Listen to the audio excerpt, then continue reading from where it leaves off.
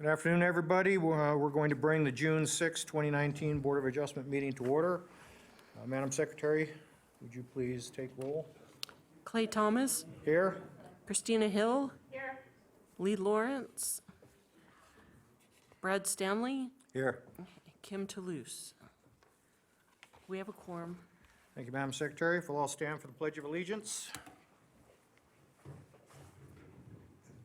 pledge allegiance to the flag of the United States of America and to the republic for which it stands, one nation, under God, indivisible, with liberty and justice for all.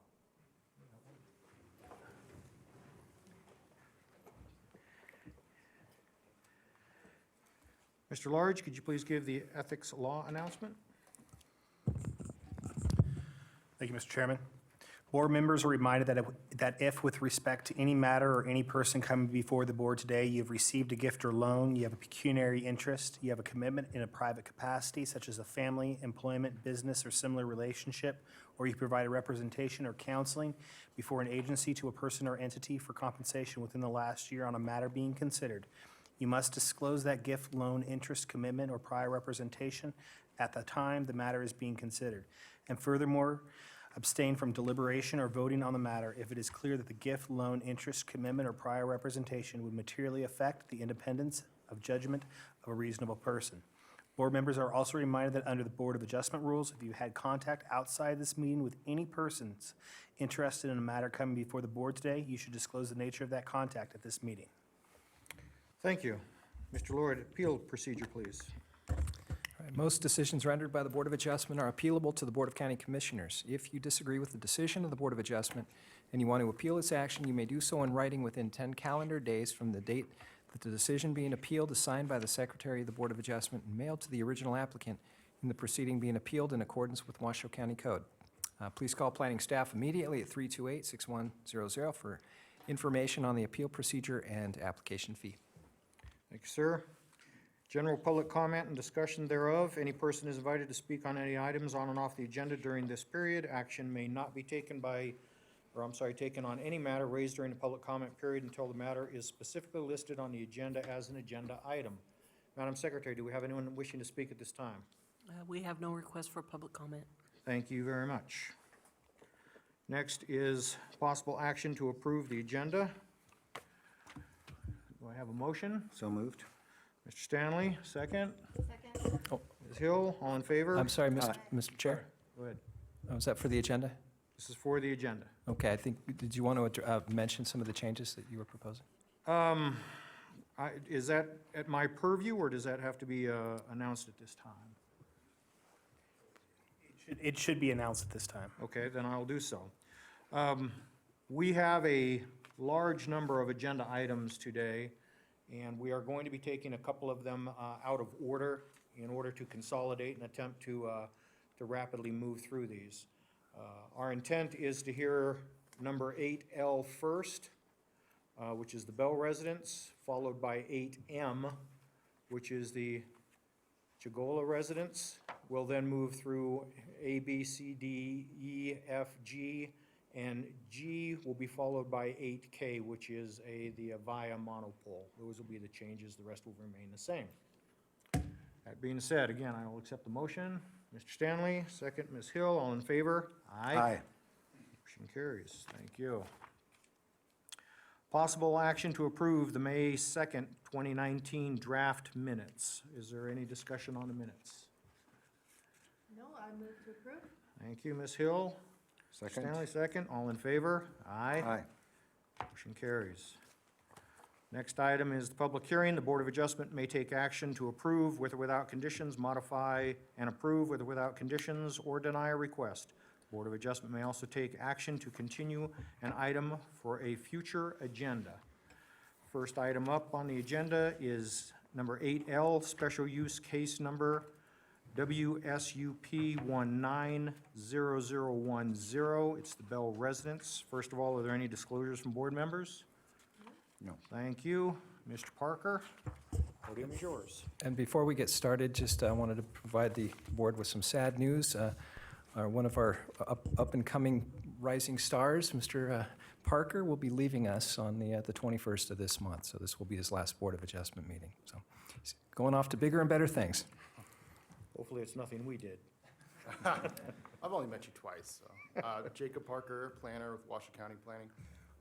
Let's talk about the Bell residence, WSUP 19-0010. Start off. Overview of the request. This is to replace a manufactured home. The original has already been removed. The residential use in a neighborhood commercial regulatory zone requires a special use permit. WMPA 18-0001/WDCA 18-001 initiated to allow single-family dwelling in NC, in neighborhood commercial, excuse me. This is the vicinity map. It's in Sun Valley. It's on 109 Grumpy Lane. Again, it's neighborhood commercial. It's about 0.16 acres, and it's within the downtown character management area of the Sun Valley Area Plan, hence the regulatory zone change to neighborhood commercial. Sorry, the prior change to neighborhood commercial. This is the site plan. It meets all setbacks. It's appropriately placed. Here's the aerial photo. Coming in off Sun Valley on the west side, Grumpy Lane right there feeds right into it. Here's a site photo looking forward. And here's the public notice that was sent out. This is the noticing map that was used to send out notice. 86 parcels were notified. We sent a worksheet to Sun Valley Citizen Advisory Board. They were not meeting during the review period. No comments were returned. We did not receive any public comments either, outside of the Citizen Advisory Board. Here's a list of the reviewing agencies that it was sent to. And a few of the recommended conditions that came out: standard conditions for lighting, landscaping, parking, screening. Sun Valley General Improvement District did require inspections before a certificate of occupancy, compliance with the Sun Valley Area Plan policies and building code, and demonstrate sufficient water rights are available for the dwelling was one of the water rights requirements, or conditions. Here's the 4 required findings and a recommendation from staff. And then I have a possible motion for your consideration. Thank you. Are there any questions, Mr. Parker? None? Thank you. Appreciate that. Is the applicant present, and do they wish to speak on this matter?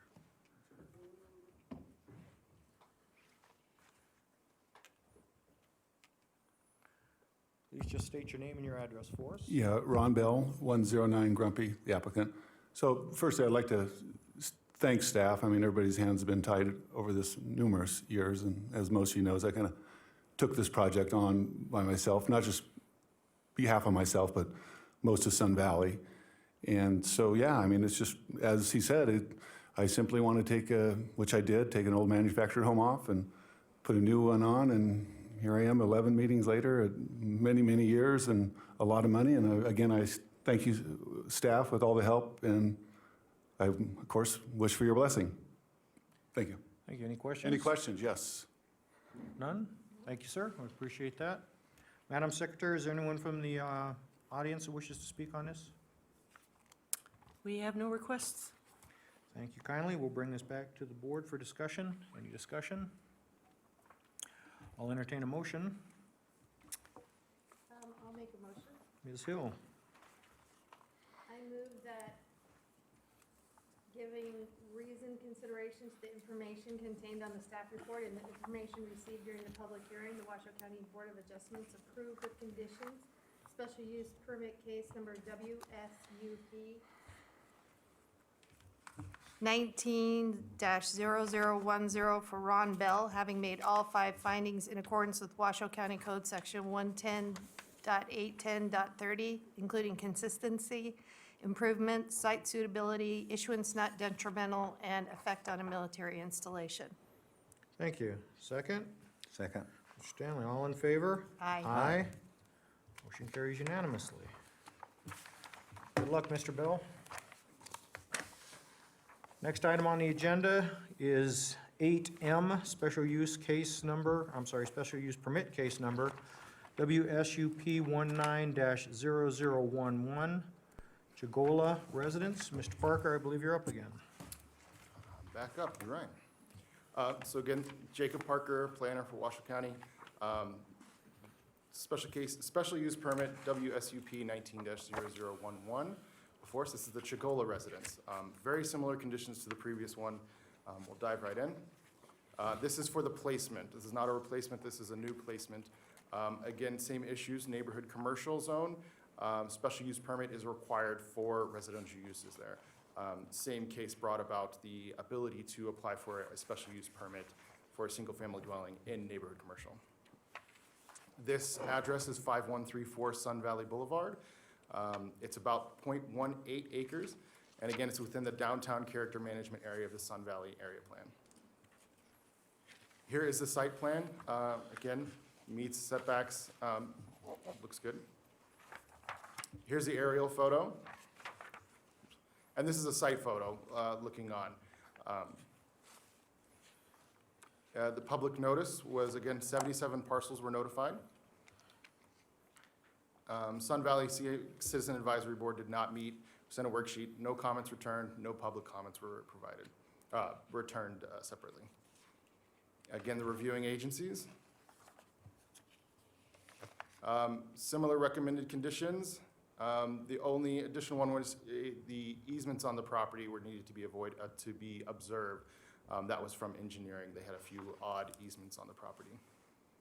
Yeah, same Sun Valley General Improvement District inspection, and sufficient water rights would need to be established or identified. Again, the required findings, approved with conditions again. And then I have a possible motion for your consideration. Thank you, Mr. Parker. On the easements, will this home that's going up, will it interfere at all or intersect with, I should say, or cover any of the easements? No, it was just noticed by engineering that there is an odd easement on the property. They just need to be aware that it's there for future building. Thank you. Any questions for Mr. Parker? Thank you, sir. Is the applicant present and wishing to speak? No? Thank you. Madam Secretary, is there anyone from the public wishing to speak on this item? We have no requests. Thank you very much. With that, we'll bring it back to the board to discussion. Any discussion? Looks pretty straightforward. Sure does. Thank you. I'll entertain a motion. Mr. Stanley? I move that after giving reasoned consideration to the information contained in the staff report and information received during public hearing, the Washoe County Board of Adjustment approve with conditions special use permit case number WSUP 19-0011 for Roberto Chigallo, having made all 5 findings in accordance with Washoe County Code Section 110.810.30, including consistency, improvements, site suitability, issuance not detrimental, and effect on a military installation. Thank you. Second? Second. Second. Ms. Hill, all in favor? Aye. Aye. Aye. Motion passes unanimously.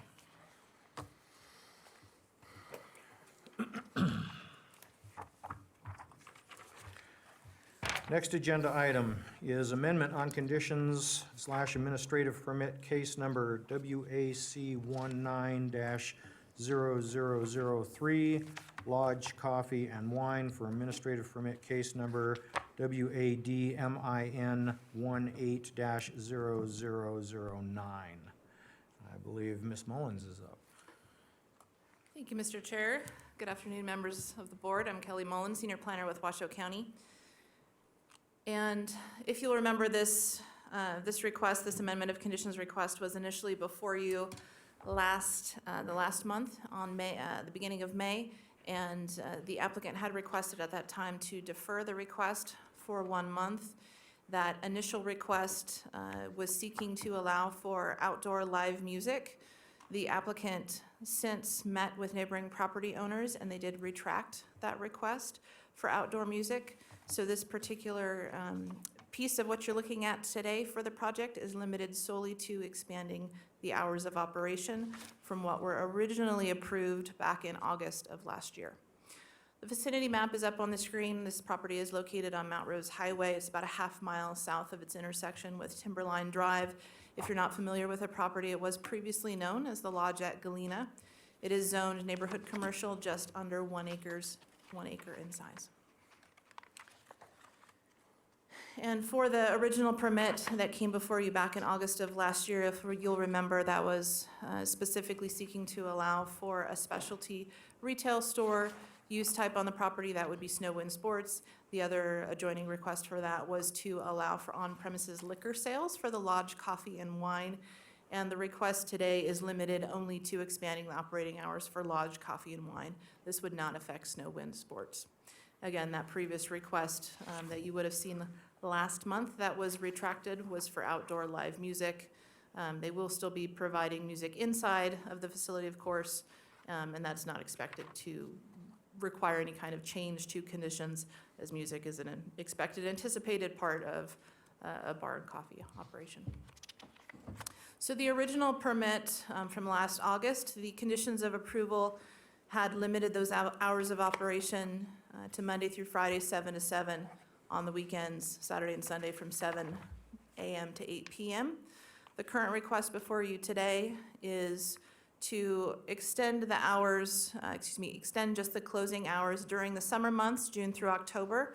We'd be looking at an 8 p.m. closure for Sunday through Thursday, Friday and Saturday nights closing the facility at 9 p.m.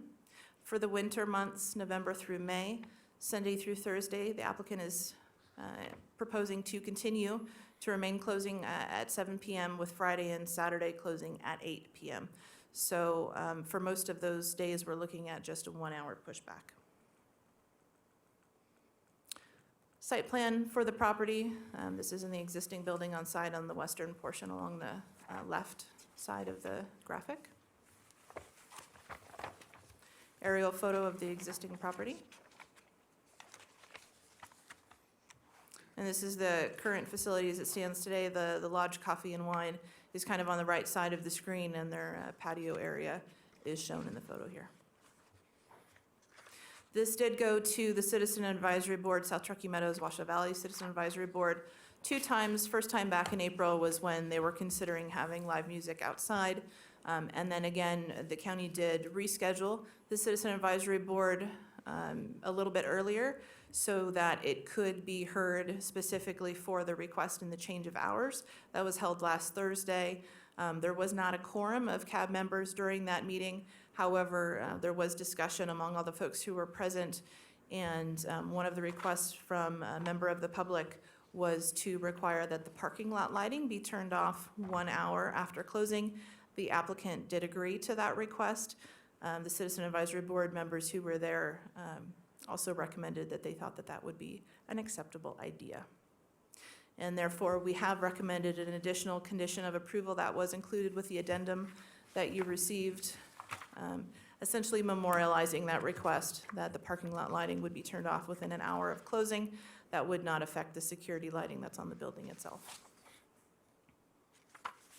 Public notice was provided to the Citizen Advisory Board and to neighboring property owners per the requirements of code.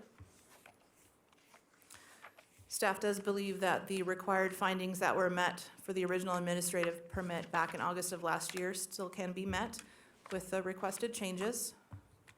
And staff's recommendation is to approve with conditions along with the requested additional condition provided to you. If you agree with our recommendation, a possible motion is displayed on the screen. With that, I'd like to conclude my presentation. I'm available for any questions. Thank you.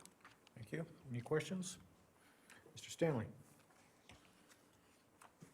Yes, thank you. Planner Mullen, would you be kind enough to give us an overview of the history of this project? There was some mention about it having some scope creep or a term, something like that. So can you give us the various stages through which this has gone? I'm happy to. So in previous years at Lodge at Galena, this property had been a restaurant that had been closed several years ago. Current property owner took over the property, submitted an application last year to allow for the establishment of the Snow Wind Sports and also the Lodge Coffee and Wine on the property. As you know, that was approved with conditions. And then a couple of months ago, they had submitted a request to allow for outdoor live music. And that was to be heard before you last month. And Before that hearing took place, the applicant let us know that they would like to adjust the hours of operation, that there had been some misunderstanding in terms of what was actually memorialized in the original conditions of approval from last year, and what they had wanted for their hours of operation.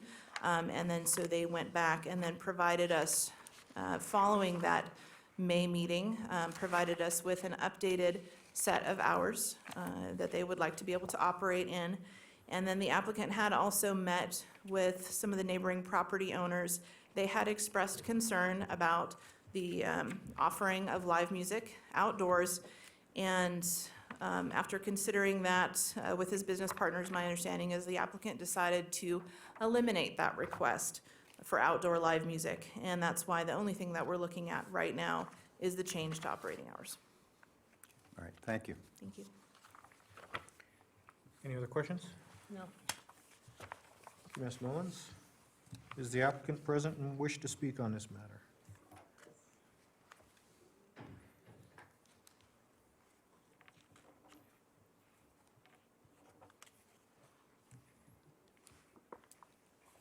So I'm Debbie Bolentini, and I'm the manager of the Lodge Coffee and Wine Bar. So first of all, thank you so much for allowing us to be here today and to speak on this behalf for changing our hours. A couple things I wanted to ask first, though, is hasn't the location 17025 Mount Rose Highway been a busy, full restaurant for over 40 years, serving patrons food and alcohol with full bar and offered gaming?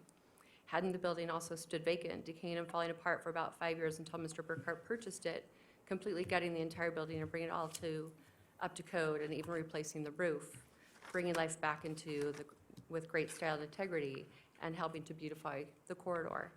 Wasn't there also a building on the adjacent lot in complete disrepair that had vagabonds periodically living in it until Mr. Burkhart tore it down, getting rid of the riffraff in the area and the eyesore of the neighborhood on the scenic highway? So let me tell you a little bit about what the Lodge Coffee and Wine Bar is today. It's a beautiful, clean, comfortable, family-friendly location. It's a place where friends can gather after a long day of skiing or meet up with business associates for a cup of coffee, or even grab a sandwich and fill up your water bottle before you trek up Mount Rose. We are a social gathering spot enhancing the community with a friendly atmosphere and on a beautiful mountain highway with incredible views. According to many neighbors, we are a great, welcome, and much-needed addition to the neighborhood. We purposely are not a busy restaurant. We do not have a full-service bar, and we do not have gaming. As we sit here today and in the recent past discussing or even squabbling about whether or not to allow outdoor music on the patio for 2 hours a week or how long the lights should be allowed to stay on after closing, now the concern is about the extension of business hours by just 1 hour a day from June to October. Currently, our hours are Sunday through Thursday, as stated before, 7 a.m. to 7 p.m., and Friday and Saturday, 7 a.m. to 8 p.m. It is our desire to offer extended hours for our patrons' enjoyment, taking advantage of the beautiful summer evenings. We are proposing the following hours, Sunday through Thursday, 7 a.m. to 8 p.m., and Friday and Saturday, 7 a.m. to 9 p.m. As we are only looking to extend our hours by just 1 hour daily, we are still within the guidelines of a neighborhood curfew and closing at least 1 hour less than the previous businesses residing in this location. Both Mr. Burkhart and I have spent many months researching business models and consulting with several local business professionals to create a successful location that would be both inclusive to the neighborhood and surrounding communities. It is our desire to bring a business to that area that was different than the perpetual restaurant bar scenario struggling for long-term success. We are very happy with the response we received with our fresh coffee and wine bar concept, not only from the locals, but also from our new friends visiting the Reno Tahoe area. So in closing, I find it disheartening that Mr. Burkhart's honorable intentions, integrity, hours of hard work, not to mention his financial commitment to improve this property and value of the neighborhood is being trivialized. It is my wish today to have the Washoe County Board of Adjustment approve our request to extend our hours of operation. Thank you. Thank you. Are there any questions? Mr. Stanley? Thank you very much. Do you, at this point, you'd mentioned things like gaming and a full-service bar and that sort of thing, and outside music has been discussed once, and in the excellent interaction between your business and the community, that was decided against. But at this point, do you have any plans for any other SUP type amendment of conditions that you anticipate at this time that you might require? In For other words, are there any example- plans to do any of those other things you spoke of? Oh, gosh, no, absolutely not. It does not fit our business model whatsoever. All right, thank you. Ms. Pullenton, I have a question for you. Yes, I believe you're in agreement that 1 hour after closing, you'll turn the lights off. Is that correct? yes. Tom agreed to that. And when I read the packet, it said that you usually quit serving about 15 minutes before the end of... Yeah, we do a last call, 10 to 15 minutes before closing hour. But you also indicated that individuals will still stay around after closing for a little bit and continue to finish up their wine and things like that. Yes, they will be finishing up. But also within that time period too, we have at least 45 minutes to an hour of cleanup every day. So while they're finishing up, we're starting our cleanup procedure and getting ready to move out. Are you going to have private parties there also or not? We don't have the space to do private parties. So I guess, just for my own edification, that we're all on the same page and we all agree to this, is that even if an individual stays late, 1 hour after closing, not 1 hour after the individual leaves, but 1 hour after closing, the lights will turn off. They're going to be set on a timer, so yeah, they will automatically turn off. Okay? Thank you. Yeah, thank you. Any other questions? Thank you. Appreciate that. Madam Secretary, is there anyone from the public wishing to speak on this matter? We have Dennis Callahan. Thank you.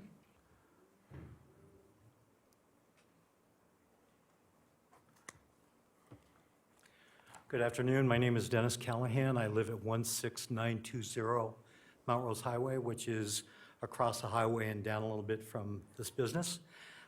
First of all, I'd like to thank the applicant for meeting with the residents a couple of weeks ago, discussing the outdoor music application. And after meeting with us and hearing our concerns, withdrew that part of the application. So we would like to thank him for that. My main concern, and it seems like it's already been addressed, is that the lighting, the outdoor lighting, making sure that it would be turned off an hour after, which you've already discussed. So I would ask you to condition that based on that. The applicant has been a good neighbor so far. We welcome the fact that there are businesses there now that the building has been remodeled, and that they are seemingly going to be considering the Mount Rose Scenic Corridor. So as far as being open for an extra hour, a couple of days a week, I see that as no issue. And just thank you for your time. Thank you. Any questions for this gentleman? Thank you. Madam Secretary, anyone else wishing to speak? No further public comment. Thank you. We'll close public comment and bring it back to the board for discussion. Is there any discussion? Go ahead, Mr. Stanley. Thank you. It seems that any objections or concerns have been addressed very well by the planner and by the applicant. So, I too echo that sentiment. I do appreciate the way the owner has worked with the residents in that area to address some of these issues. I think that's advantageous for everybody in the area. Other than that, I've got nothing further. Ms. Hill, anything? No questions, thank you. Thank you. I will at this time entertain a motion. I'll make a motion. Ms. Hill? I move that after giving reasoned consideration to the information contained in the staff report and the information received during the public hearing, the Washoe County Board of Adjustment approve administrative permit condition case number WAC 19-0003 for administrative permit WAD MIN 18-009 for Burkhart Management Group, and with the amended conditions as included in Exhibit A, having made the 4 findings in accordance with Washoe County Code Section 110.808.25 and the additional finding F.2.13 as required by the Forest Plan, which includes consistency, improvement, site suitability, issuance not detrimental, and community character is described in the Forest Area Plan. This approval includes the addition of condition 1K9 as provided with the presentation. Thank you. And I believe just for my own edification, maybe I missed it, but it's administrative permit WADMIN 18-0009. So, thank you. Okay. Appreciate that. Just had, I think we left a zero Oh, out, that's okay. all. I will second this. All in favor? Aye. Motion carries unanimously.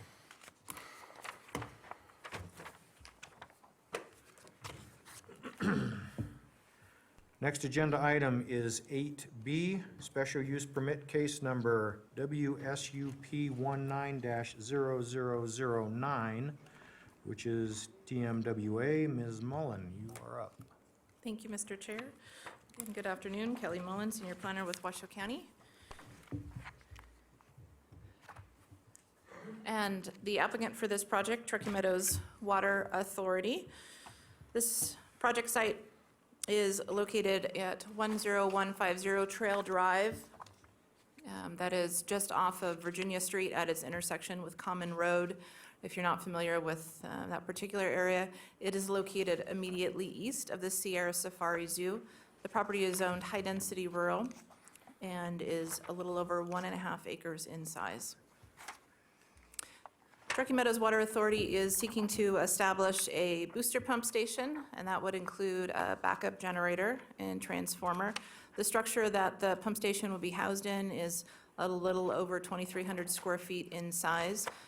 The application, of course, includes site development work. That would include creating a pad for a buildable area, as well as landscaping that area of the property that would be developed. Also establishing chain link fencing security fencing around the perimeter, and do want to note that this would be an unmanned facility. On the screen here, you can see the proposed layout. The large red square is where the proposed booster pump station structure would be. The green line is around the perimeter of the entire property. There are some residences that are located to the east. So you'll see on the proposal that there's a little bit more dense landscaping along the eastern property line. And one of the things that I do want to mention today is that the initial proposal, the initial application did show access off of Common Road there on the west side of the property. However, it has been discovered that that is a private road. There may or may not be an easement established on that for the applicant to use to access the property. So the alternative location for access shown on the screen now would be off of Virginia Street. The structures themselves would remain in the same location. It's just more likely that they would be able to access off of North Virginia. And the applicant has indicated that they've spoken with NDOT about that possibility. In terms of developing the site, we're looking at approximately 2,800 cubic yards of cut, 400 cubic yards of fill to create that more level pad. The development of the site for the booster pump station, that would primarily occur on the northern half of the parcel, as you saw on the site plan on the previous screen. There's a somewhat gentle slope, less than 8% across the property that does drain north to North Virginia. There are some drainage improvements that are proposed as part of the project. And again, the existing access to the property is from Common Road, but it's more likely that that access in the end would be off of North Virginia once that booster pump station is established. They would be landscaping the developed area of the project, of the parcel, per code requirements. So generally, as you saw in a couple slides ago, that landscaping would be around the perimeter of the developed area.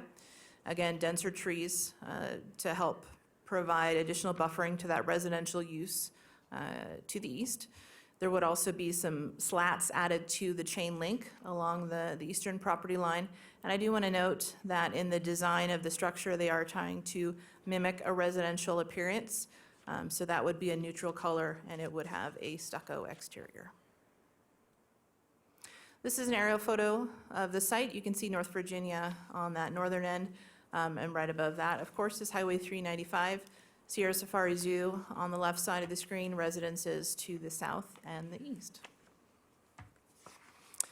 This particular photo of the site was taken from Common Road. The gentleman standing in the middle of the screen is the approximate nearest edge of the booster pump station.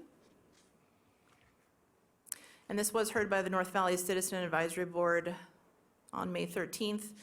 There, the CAB did have unanimous recommendation of approval. Some of the questions that were asked regarding the project focused on reasons for that particular property being selected, potential impacts to the neighboring properties, and drainage on the site and in the general area. Public notice was provided according to code requirements. Required findings for approval of a special use permit are shown on the screen as detailed in the staff report. Staff does believe that those findings can be met and is recommending approval with conditions. If you agree with staff's recommendation, a potential motion is shown for you on the screen. With that, I'm happy to answer any questions. Thank you. I have just two quick ones. One, is there lighting at this location? There is some proposed lighting. I will look to the applicant's representative to potentially detail a little bit more in her presentation. Okay, thank you. And my second question is access going to be changed to Virginia Street, or they're going to attempt to see if that is in fact an easement that they can use? So I will leave that to the applicant to discuss that a little bit more as well. However, my understanding, based on conversations with Ms. Foose, is that it does look like there may be some potential difficulties in obtaining access from Common Road. It may be easier to simply access from Virginia, so I will leave it to her to detail what some of those conversations with NDOT have been. Thank you. Any other questions? Thank you very much. Thank you. I have one. I'm sorry? And this, Planner Mullen, might be more for the applicant, but could you generally tell us what the community requirement was that this will be meeting, and how it meets it? And if I may seek a little bit of clarification, the community requirement for the booster pump station of why it's necessary itself? So my understanding from the applicant and the application for Truckee Meadows Water Authority, that this would provide some, or lead to some additional capacity in the North Valleys area, supplementing that existing service area. But certainly if Ms. Foose has additional information to add to that, I will leave that to her. Thank you. Thank you. Any other questions? Thank you very much. Is the applicant present and wish to speak on this matter? Good afternoon. We'll get the presentation ready. For the record, my name is Angela Foose. I'm a planner with Loomis & Associates, and here today on behalf of the applicant, which is Tumwa. So just a real quick overview. Wanted to give you guys just a broader picture of where this is going. It's between Red Rock and Stead, and maybe to answer some of the questions. Right now, Tumwa does not have a water line on this stretch of North Virginia. The water line that's currently in North Virginia goes up to Stead.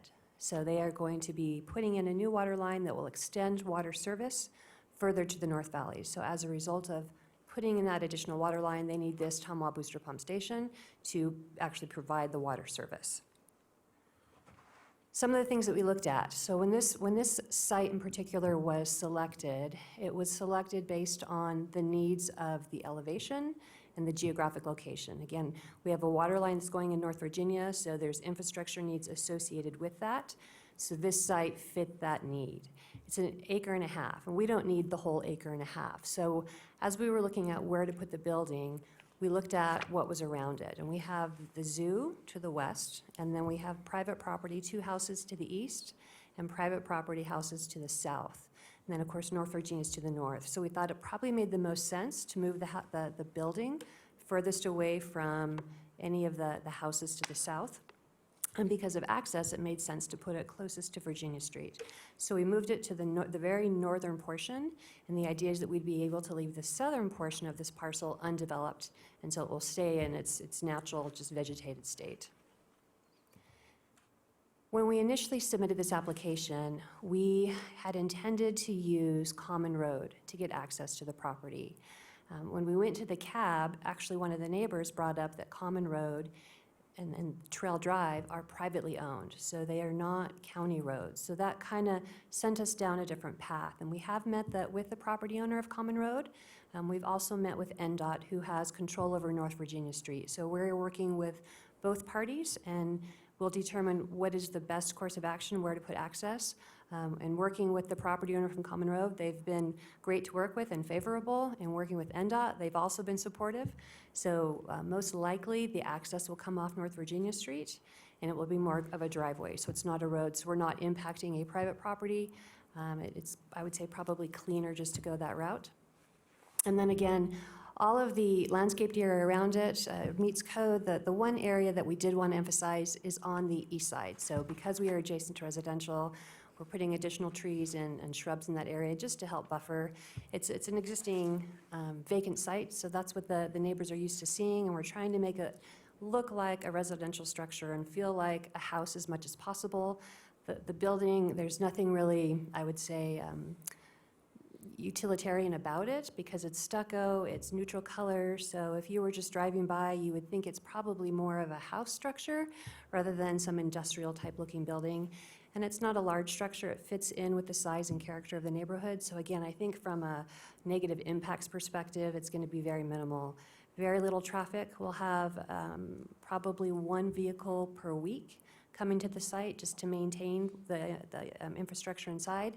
Everything will be done indoors, nothing is outdoors. So again, very little impact to the neighborhood. The typical things you would look for are going to be traffic, noise, lighting. We will have lighting, it will be on the building. It will maintain that shielded and pointed downward, similar to the lighting that you have on a house. And that sums up my presentation. I'm available if you have any questions. Any questions? No. Okay, thank you very much. Madam Secretary, is there anyone wishing to speak on this matter? We have no public comment. Thank you. Bring it back to the board for discussion. Is there any discussion? Mr. Stanley?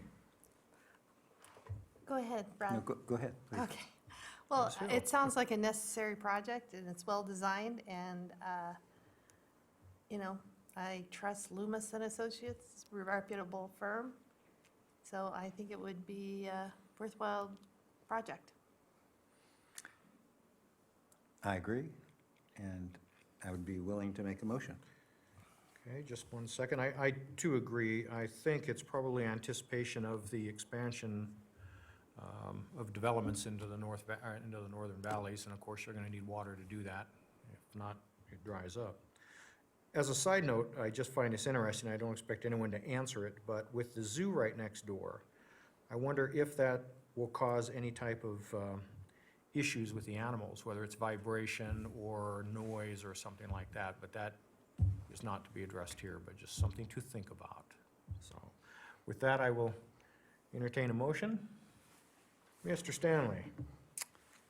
I move that after giving reasoned consideration to the information contained in the staff report and the information received during public hearing, the Washoe County Board of Adjustment approved with conditions special use permit case number WSUP 19-0009 for Truckee Meadows Water Authority, having made all 5 findings in accordance with the Washoe County Code Section 110.810.30, including consistency, improvements, site suitability, issuance not detrimental, and effect on a military installation. Thank you. Is there a second? Second. Ms. Hill, all in favor? Aye. Aye. Motion passes unanimously.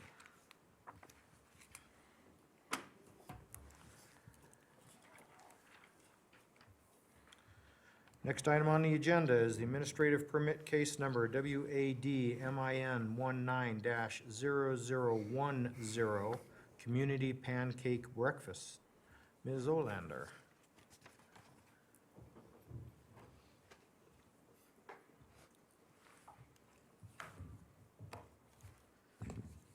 Good afternoon, Julie Olander with Planning and Building. So before you is an administrative permit for the Community Pancake Breakfast. This is a request that comes before you per the code, which states that outdoor community events need to come before the Board of Adjustment to obtain the license. So the background on this is that 20 years ago, this breakfast started at the fire station up there and is still going on. It's an opportunity for the fire station to thank the fire district, to thank the community, and approximately 80 to 950 people attend the breakfast. It is held on the 5th of July, and it's from 8 to 10 a.m. in the morning. They serve pancakes, sausage, fruits and coffee and juice, and everything's prepared on site inside the station, and it also gives the opportunity for the personnel to give tours of the station, and they can see the trucks and so forth. There's parking available on the surrounding streets, and the area in front of the fire station is barricaded off. Here's a layout of the fire station showing you where the tables are, the barricades on the street, and so that's sort of the site of it. This was presented to the CAB on the 6th of May, and also it was noticed to all the property owners within 500 feet. The CAB approved the project. Other agencies reviewed the application, and their comments are included in the staff reports, and there are some conditions of approval that are also included in your staff report. Staff was able to make all 4 findings, which are included in your staff report on page 5, and I provide a possible motion. And the applicant is here, if you need questions. Thank you. Are there any questions for Ms. Olander? No. Thank you very much. Is the applicant present and wishing to speak?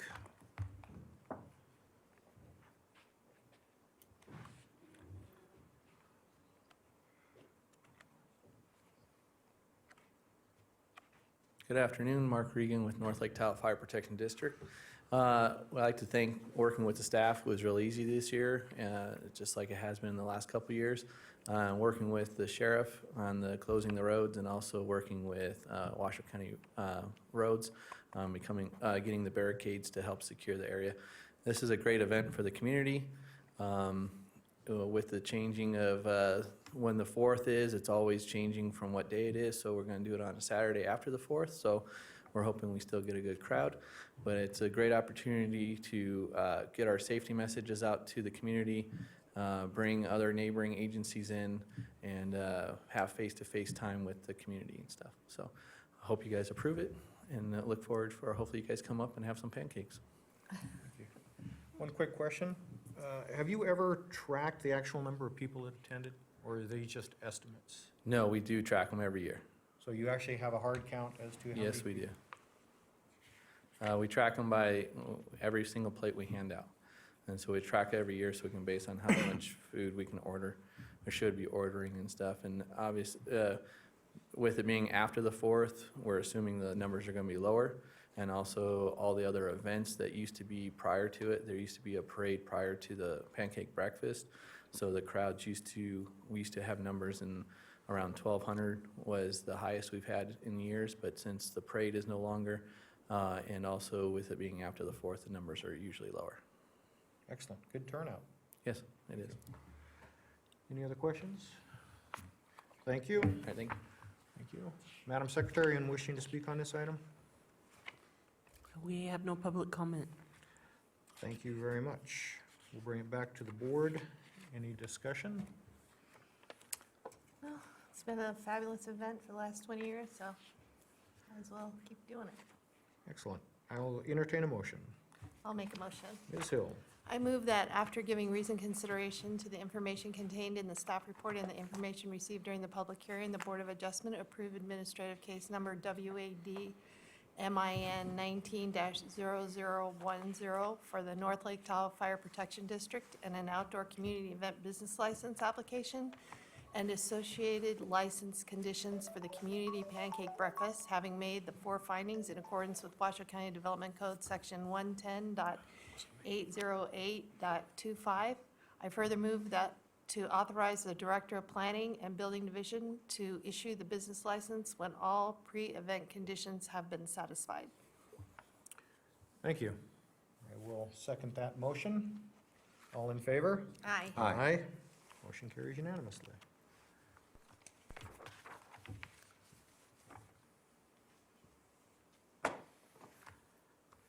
Before we move on to the next one, I've been a little bit remiss. I have not asked for disclosures for each one of the ones that we have already heard. I will assume that if there had been, it would have been disclosed at that time, but I will take a moment and ask if there was anything in the past that, I know it's a little bit late, but No, Nothing to disclose. I will try and do better, and if I miss it, please jump in if I forget to do that. Next item is 8D, administrative permit case number WADMIN 19-0011, Veterans Pancake Breakfast. Are there any disclosures? No. Thank you. Ms. Olander? This is an administrative permit for the Veterans Pancake Breakfast. And again, this is, comes before you because of the Washoe County Code requirements. This event is has been held by the Veterans Club since 2015. The event is a fundraiser, and it's to support local veterans, veteran support efforts, and the Junior Officer Training Corps scholarships. It's estimated that 850 to 900 people will attend the breakfast. This breakfast is on the 4th, and it's held from 8 to 12 p.m. at Aspen Grove. And again, you'll be served pancakes, sausage, fresh fruit, coffee, and juice. Also, alcoholic beverages are available. The food is prepared on-site there at Aspen Grove, and the tickets are available for $10 for adults and $5 for children between 6 and 11, and then children under 5 are free. The volunteers will cook the food on-site and keep the area clean of debris and of food. There is parking at the recreation center, overflow parking lot, and also along the streets. Here's sort of a layout at Aspen Grove. You can see the little blue boxes are the tables, and then you can see the main entrance off of Lakeshore Boulevard. Public notice was sent to the 500 parcels within the site. It also went before the CAB on the 6th of May and was recommended for approval. Also, the agencies were notified of this application, and those comments are included in your staff report, along with the ones that had conditions of approval. Staff was able to make the 4 findings, and I provide a possible motion. I am available for questions, and also the applicant's here for, if you have questions for them too. Thank you. Any questions? No. No. Thank you very much. Appreciate that. Is the applicant present, and do they wish to speak on this matter?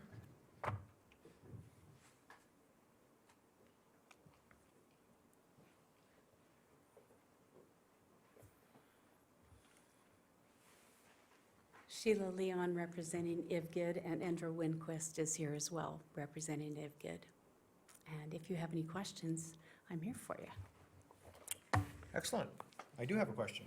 Okay? I know it's in the conditions, but I also know within your documentation, you had put down that your intent is, the event is on July 4th, and you plan on setting up on July 3rd. Correct. Okay.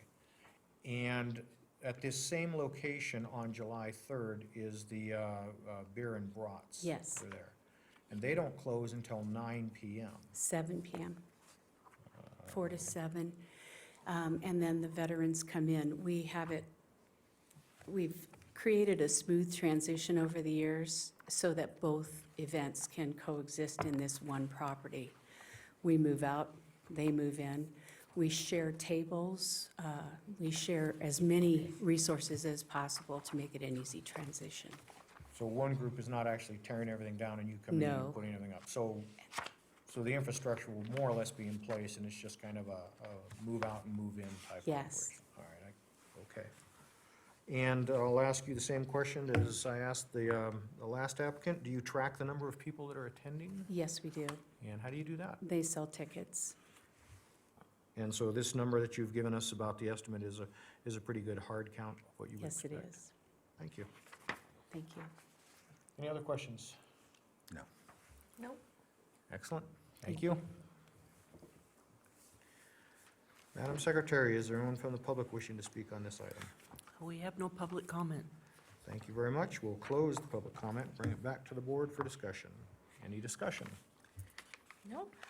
Again, it sounds like a great event and worthy of our attention and approval. I agree.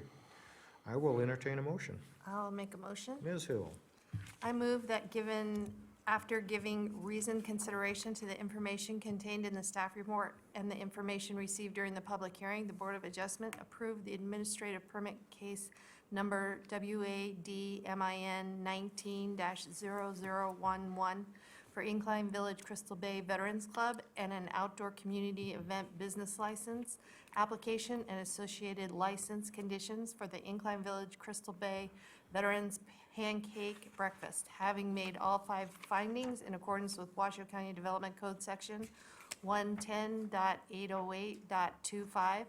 I further move to authorize the Director of Planning and Building Division to issue the business license when all pre-event conditions have been satisfied.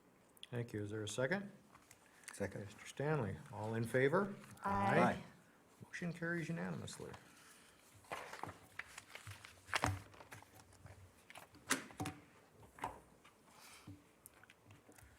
Next item on the agenda is 8E, Administrative Permit Case Number WADMIN 19-0012. It's the beer and brats. Any disclosures? Thank you. Ms. Olander.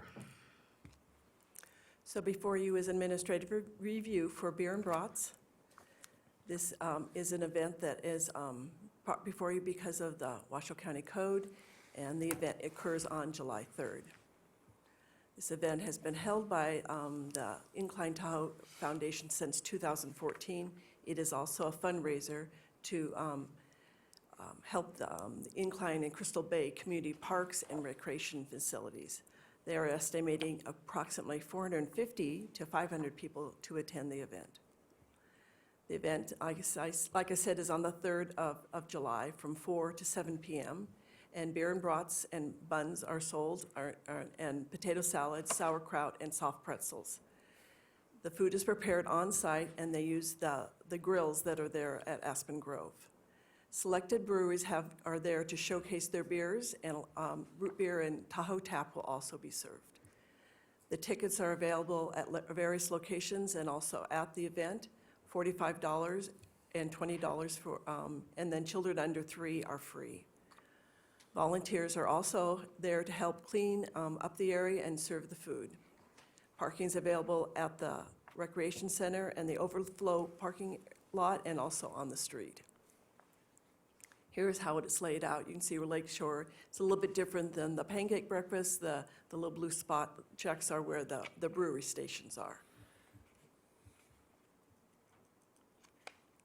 Public notice was sent to all parcels within 500 feet from the site, and then it also went before the CAB on May 6th, and it was also approved at the CAB. Various agencies did review the application, and those are included in your staff report along with their conditions of approval. Staff is able to make the findings, and I provide a motion, and I'm available for questions, and also the applicant's available for questions. Thank you. Ms. Olander, before you leave the podium, just a point of clarification for me.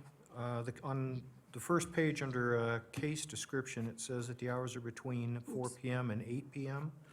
And within the conditions of approval on Exhibit A, page 2, under Washoe County Planning Building Division, number E, it says that the hours of operations are between 4 p.m. and 7 p.m.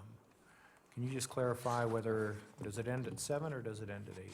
It does end at 7. I apologize for that confusion. No, that's fine. I just want to make sure we go on record so we all understand it. So we have it on the 7th, yes. And I'll,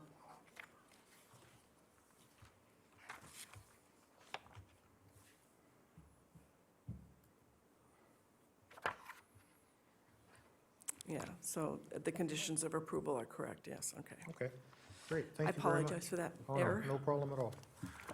Any other questions? No. Thank you very much. Is the applicant present? Do they wish to speak on this matter? Hello again. Well, hello. Any questions? Go ahead and just state your name for us. Sheila Leon, representing IVGID. Thank you. And again, the only question I'd ask is you're tracking the number of people, Yes, we do. Do that, We so you sell have a- tickets as well. so you have a fairly accurate account? as to Yes. what's going on. I'm satisfied. Any other questions? No. Thank you very much. Thank you Appreciate very that. much. Madam Secretary, is there anyone from the public wishing to speak on this item? We have no public comment. Thank you. We'll close public comment and bring it back to the board for discussion. Is there any discussion? Sounds like another wonderful project. Indeed, It's a good time in Incline Village. for all, yes. I will entertain a Thank you. motion. Mr. Stanley, I move that after giving recent consideration to the information contained in the staff report and information received during public hearing, the Board of Adjustment approve administrative permit case number WADMIN 19-0012 for Incline Tahoe Foundation and an outdoor community event business license application and associated license conditions for Beer and Brats, having made all 5 findings in accordance with Washoe County Development Code Section 110.808.25. I further move to authorize the Director of Planning and Building Division to issue the business license when all pre-event conditions have been satisfied. These include consistency, improvement, site suitability, issuance not detrimental, and effect on military installations. thank you. Second, Second. Ms. Hill, all in favor? Aye. Motion passes unanimously.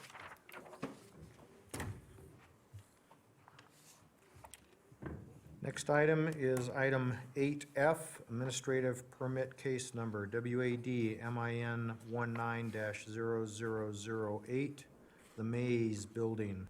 Mr. Pelham.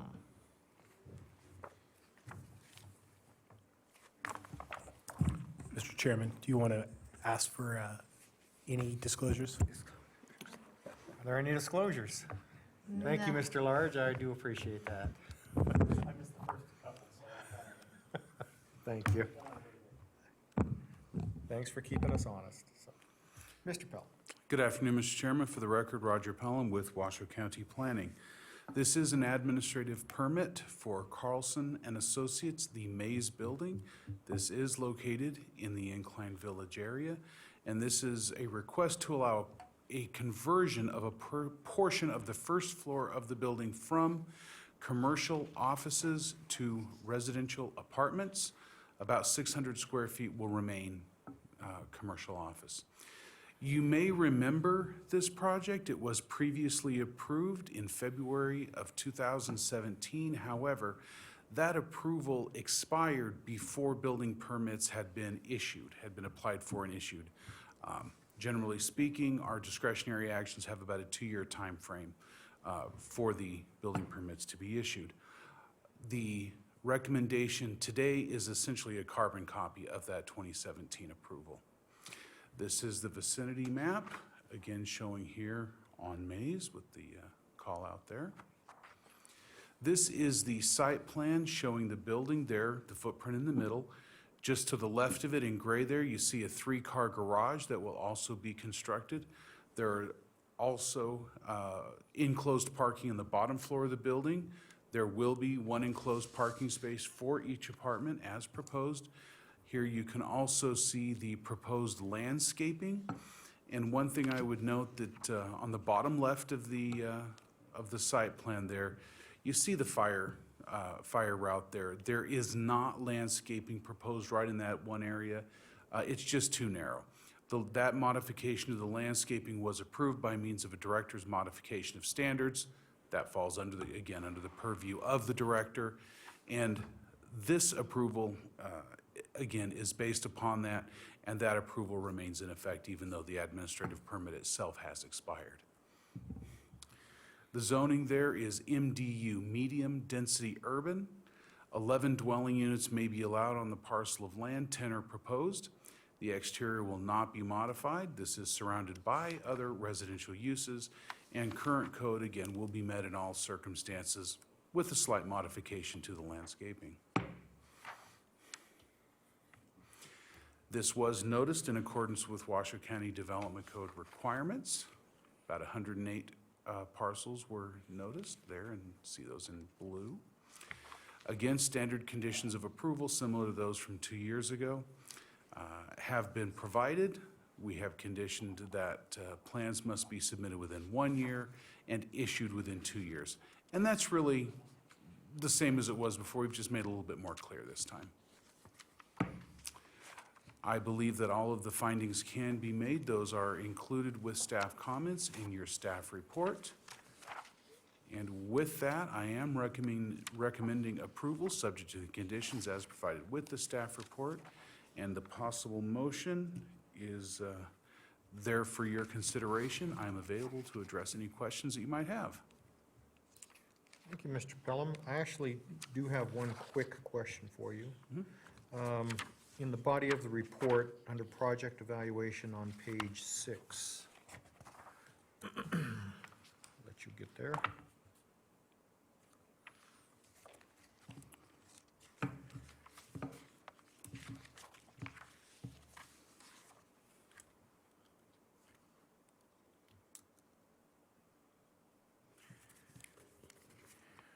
If you go down to the third paragraph, that starts with the existing structure is within a residential regulatory zone. You see that? The very last sentence, it says the existing office will remain in use as an existing non-conforming use. Correct. I'm sorry.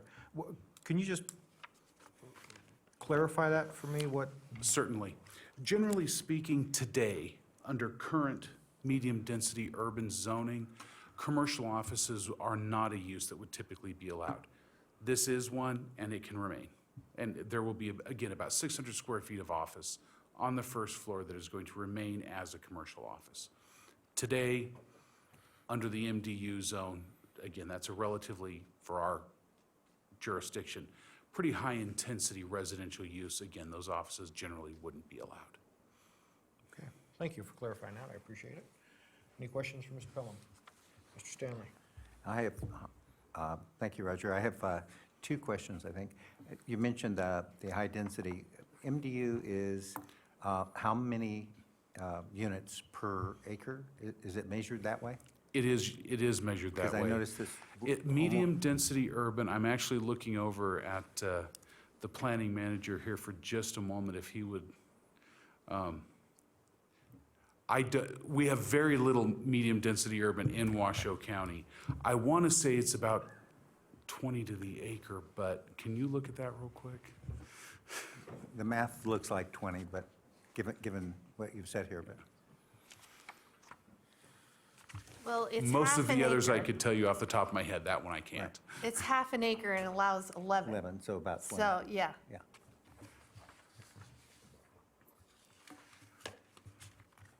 11 are proposed.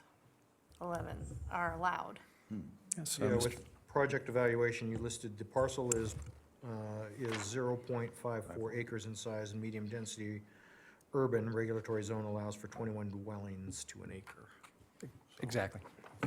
Thank There you. you go. Good. And the second question is, you mentioned this had come before us and had been approved in February. Has anything substantially changed since then? No, the condition of the parcel is essentially identical as it was a couple of years ago. All right, thank you. Thank you. Any more questions for Mr. Pelham?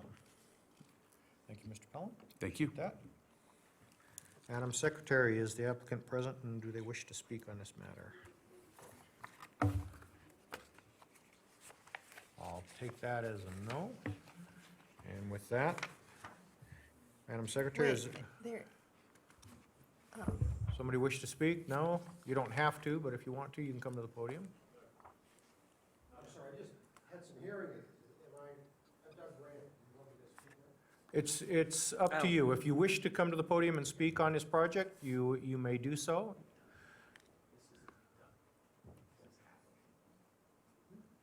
We're both public comment? Okay, Yes. we'll get there in just a sec. If this is public comment, just take a seat. We'll get there in just a second. So we'll go ahead and close that. I guess the applicant is not present, doesn't wish to speak on this. Madam Secretary? We're back. Go ahead. I don't believe you asked for the applicant to come forward. I Yes, did, you but You did, I didn't hear it. It's okay. A lot of hearing problems, I guess. For the record, Tim Carlson, 795 Mays Boulevard, owner, Carlson Associates. Thank you for the time, commissioners, as well as thank you for the staff and working with me in regards to the process. I'm here to represent myself in this project. You asked a question, Mr. Stanley, in relationship to why is it being renewed. There's a lot of construction issues having to do with the building itself in the first phase. We had a first phase project which basically redid and brought everything up to code in the building so it could be inhabited by residential units. And that took a lot longer than we expected. So we were just slow in getting the process in that position. The question in regards to the office, I'll speak to that a little bit. I can keep the unit or the building can be maintain the commercial unit if it has a commercial space in it. So if somebody buys a building years in advance or from now, they can come in and turn it back into commercial, take the apartments out. That's what that means. Thank you. Any questions of the owner? Any more questions? Thank you. No, sir, thank you. Madam Secretary, we have some public wishes to speak on this? We have Bradley Johnson, followed by Doug Graham. Thank you, Bradley Johnson, 785 Mays Boulevard. I am the immediate neighbor to the south, single-family residence. I am here to speak in support of the project. Incline Village needs more housing, and this is a fantastic project, converting underutilized commercial space into residential space that will be put to immediate use. I am in support of all of the director's modifications associated with this, with the exception of item number 7, and I just wanted to speak on the record towards that. Item number 7 states that the required fencing shall consist of chain link with vinyl slats. Washoe County Code requires that when the rear or parking area or loading area abuts residential property line, a solid decorative wall or fence shall be erected. In Incline Village, I struggle to agree that chain link fence is either solid or decorative, and so I would like the applicant to be held to a higher standard. My other area neighbors are in agreement with that. I think chain link would ultimately have a detrimental impact to the quality of the neighborhood and the residential nature of it. I think there are other fencing alternatives that could be collaboratively developed that would not substantially burden the applicant, but Washoe County staff would have to be willing to consider those. Thank you for your consideration today. Thank you. Next is Doug Graham. Yes, I'm Doug Graham, a neighbor with a view line across Mr. Johnson's property, and certainly support the applicant. It's going to be nice to have affordable housing with enclosed garages. It'll have a real significant positive impact on the visual environment around that area with the Inclines Village Center. So I'm working with, or just talking with the applicant about tree selection. I've just completed a major landscaping project on my property at 780 Friels Peak and had some suggestions about tree selections, and he's quite willing to do that. So that's what we're talking about. And I certainly support the fence idea that the beauty of the property and then the privacy to Mr. Johnson's property with small kids, that a wood or a solid fence would certainly be more appropriate. Good. Thank you. Any questions? No. Actually, Madam Secretary, are there any more individuals wishing to speak on this? We have no further public comment. Okay, thank you very much. We'll go ahead and, before we bring it back to the board, Mr. Pelham, could you please come back to the podium? Could you please address the issue as to the fence that was brought up by Mr. Johnson? Certainly. That's really outside of our consideration today. That the director's modification of standards to the landscaping is again allowed under Article 412 for the director to make certain modifications. That was applied for as to allow a reduction in landscaping and to allow the fire apparatus to be able to get through there. The type of fencing was specified. It matches part of what is there now. One of the other things is this tends to be a very durable material, where wood fencing is typically not a permanent material in our climate. We are willing to consider other alternatives if they are, again, of durable materials, because we're really not looking at this in terms of, you know, frankly, the two property owners that are there now, but rather what it's going to be like, you know, any number of years down the road. But certainly we can look at alternatives as they bring them forward. Thank you. Any more questions for, Yes, I have a question. yes, Ms. Hill? Is this a real bear or is that a statue? That's a real bear. It is? Yeah, that is a real bear, and I just thought threw that in for, that's the backside of my building. So Yeah. it actually showed two things. I was hoping somebody would see that. It's pretty cute. Well, before, Mr. Carlson, since you came up to the podium, would you come back up? I'd just like to ask you about your position on the fencing that you heard from Mr. Johnson. Well, my neighbor to the south, Bradley Johnson, and I have worked together on many different things in the area. He's actually a very good neighbor. I appreciate him a lot, and we're going to work together to satisfy the issue. Roger laid it out very well. We're working together to make that happen. Also working with the other gentleman who is actually going to introduce me to his landscaper, who he's very happy with, and we're going to look at the larger trees placement more so than required.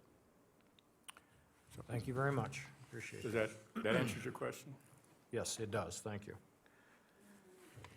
Okay, if we have no more further comment, we'll close public comment, bring it back to the board for discussion. Any discussion? Well, I think it's a great asset to the community to provide more housing, especially in this area, which is right next to the post office and the market. So it'll be walkable to amenities, and I think it's a great project. Thank you. There is no further comment. I will entertain a motion. I'll make a motion. Ms. Hill? I move that after given reasoned consideration to the information contained in the staff report and the information received during the public hearing, the Board of Adjustment approved administrative permit case number WAD MIN 19-0008 for Tim Carlson, having made all four required findings in accordance with Washoe County Development Code Section 110.808.25. Thank you. Is there a second? Mr. Stanley? All in favor? Aye. Motion carries unanimously. Before we move on to the next item, we will go ahead and take a 5-minute recess.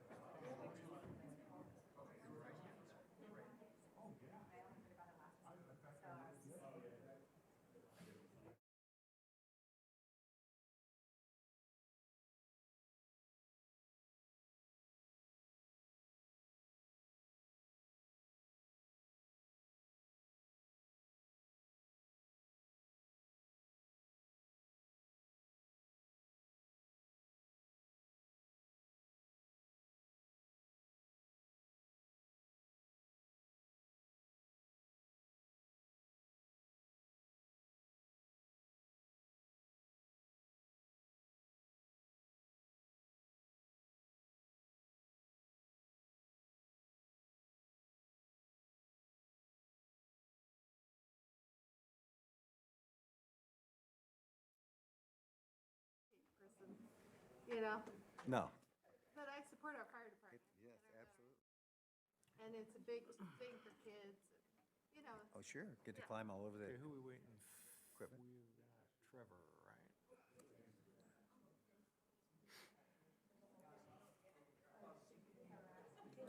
Good job, you guys. Oh, yeah, we are, Yeah. I'm impressed with where this is going. See if we can stay on a roll.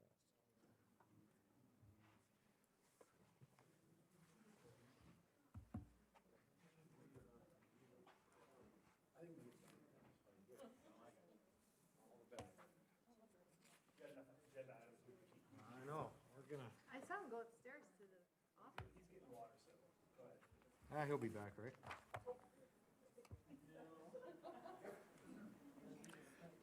Okay.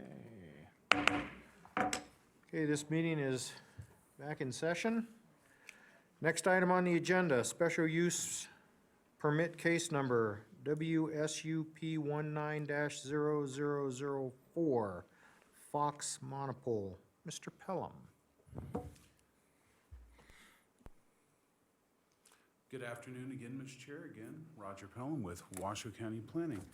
This is a request for a special use permit to allow a new monopole, a wireless communication facility approximately 150 feet in height, located at Fox Mountain in northern Washoe County. This is about 30 miles northwest of Gerlach, so this is a very remote location. This shows the vicinity map. The facility is located on an extremely large parcel, but it's located sort of in that northwest corner there. And you can see down here Gerlach in the lower right corner of the vicinity map. This is the overhead photo of the facility. There are currently two other wireless communication facilities in that location. Again, being very remote, there are very few negative impacts anticipated. There are no dwellings in the vicinity. The height and location meet all the generally applicable code provisions. This was reviewed by the Gerlach Empire CAB in May. They didn't recommend approval, but they certainly encouraged enhancement of the cellular network in the northern part of Washoe County. Public notice was sent out to all parcels within 43,000 feet. We had to go that far to get 30 different individual property owners, and so that's all the area that they're in blue. This was sent out to all of the appropriate reviewing agency. No extraordinary or unusual conditions of approval were received.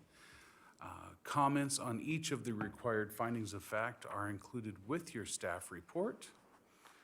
I believe that each of those findings can be made, and I do recommend approval subject to the conditions as provided in the staff report. I know that the applicant is going to be addressing two of those conditions, and I would be happy to answer any questions you have after the applicant has spoken.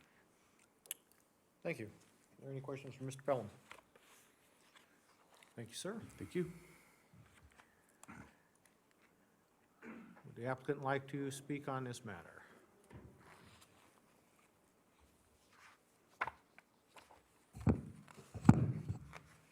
Good afternoon, ladies and gentlemen of the board. My name is Julie Kreckler, and I am here to represent ComNet Wireless in this proposed 150-foot monopole.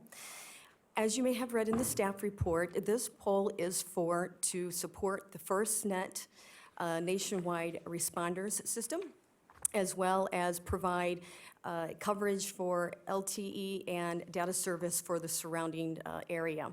And you can see in the coverage maps the areas that the site will cover for the consumers.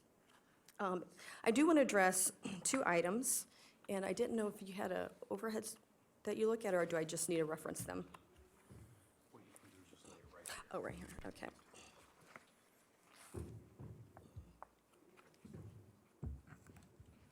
Okay, I don't know if you can see that, I have to blow that up. Thank you.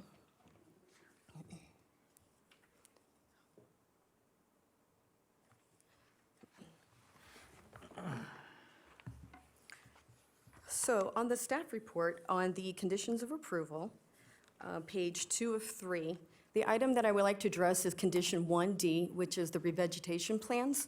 ComNet would like to ask the board to go ahead and remove this condition, just for the fact that this is on a mountaintop and it is very rocky. And this, as he had mentioned, the other communications facilities, it's rock that surrounds the facility, and the same thing will happen when we construct this. And therefore, trying to revegetate would be a very difficult task for ComNet to undertake. And for that reason, we would like to request that to be removed. And then the second item is condition number 3, which is the Truckee Meadows Fire Protection District. We would like this condition removed because the BLM has confirmed that the Truckee Meadows Fire Protection does not have any authority for the Fox Mountain area, and that the BLM would be actually the responder for any fires in this area.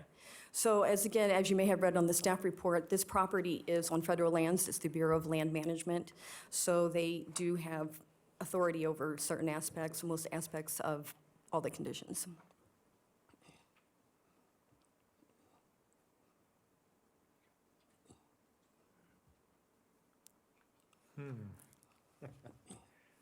Are there any questions? Mr. Stanley? Thank you. As a question in process, does the BLM defer to the Truckee Meadows Fire District for fire issues? Do we know? It is my understanding they don't. They have their own department, and they will respond to it. And so they never call upon the Truckee Meadows services? I can't say for certain if they have in the past, but this is just the response that I had received from the BLM. Thank you. And one more, if you don't mind. Yes, please. Did you explore how to re-veg or recover in a rocky or gravelly area? No, it was just a hard condition to meet, and so therefore they were just requesting that it be removed. All right, I see. Thank you. Thank you. Let me address the condition 1 and the revegetation plan. Within the packet, it addresses the issue from Washoe County Open Space. And Washoe County Parks and Open Space recommends that the applicant still be required to revegetate at least 20% of the area. So you're not even in favor of revegetating up to 20%? Well, our whole area is it's just gonna be rock around our whole constructed area.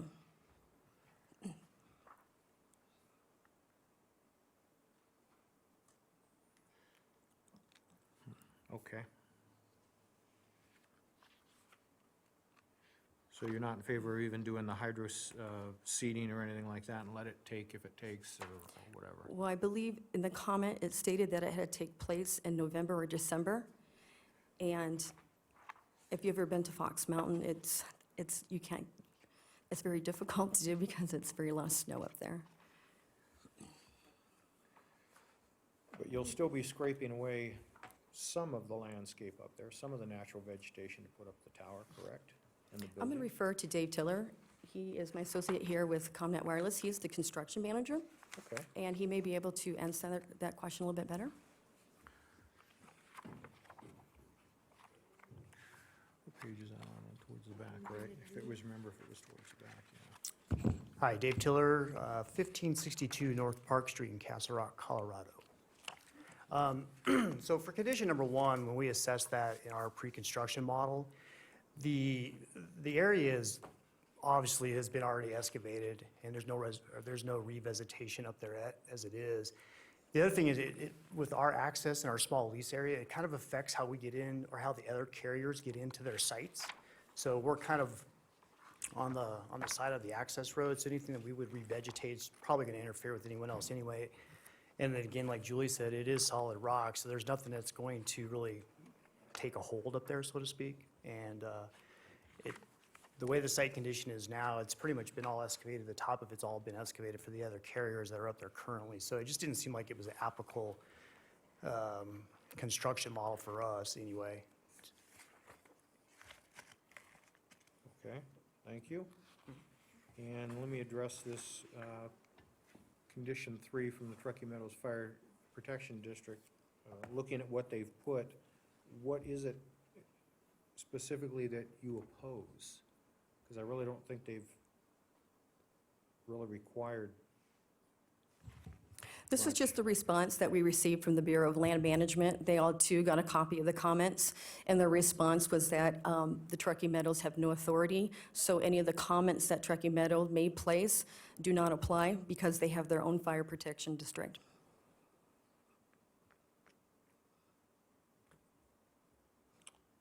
Okay. Thank you. I guess what I'm going to do now is put Mr. Large on the spot. And Yes. ask if you could help us. Truckee Meadows Fire Protection District did make a condition within this document, and it is alleged that they don't have any jurisdiction over that. So, Mr. Chairman, in regard to this condition, my understanding is that Truckee Meadows Fire Protection District, their northern boundary is 22 north, as it's referred to. This site is further north of that, and it is on BLM, which is federal property. I don't believe there is a mutual aid agreement in between, I believe the closest fire department that is under the purview of Washoe County would be the Gerlach Volunteer Fire, and I don't believe there's a mutual aid agreement in between them and the Bureau of Land Management. I believe a fire on BLM property would be responded to by BLM and their fire services. And they could obviously call on neighboring fire districts to help them, but in that regard, I think, I don't know without having a full opportunity to review whether the preemption would apply. My inclination is to rely on the BLM's representation that their own fire service would be the one that would be controlling. thank you. Mr. Stanley? May I ask a follow-up question to that? Yes, you may. If the BLM is both the owner and the person deciding what kind of conditions can be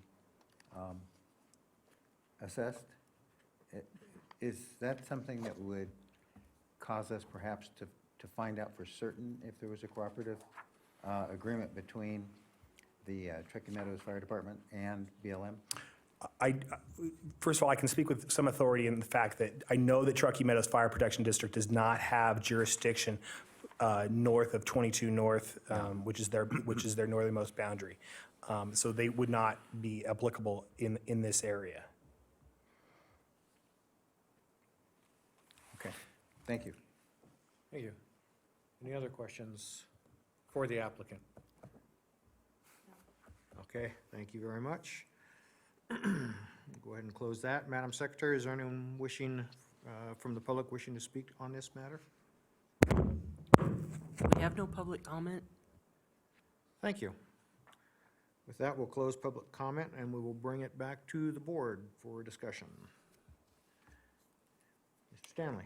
So if I understand this correctly, if we were to make this motion, we would be removing the Truckee Meadows Fire condition, is that correct? Yes. Okay. Well, I would probably say yes more than likely. Of course, you can make it as it stands, but with the information that we've gathered, I think it would be appropriate probably to remove that.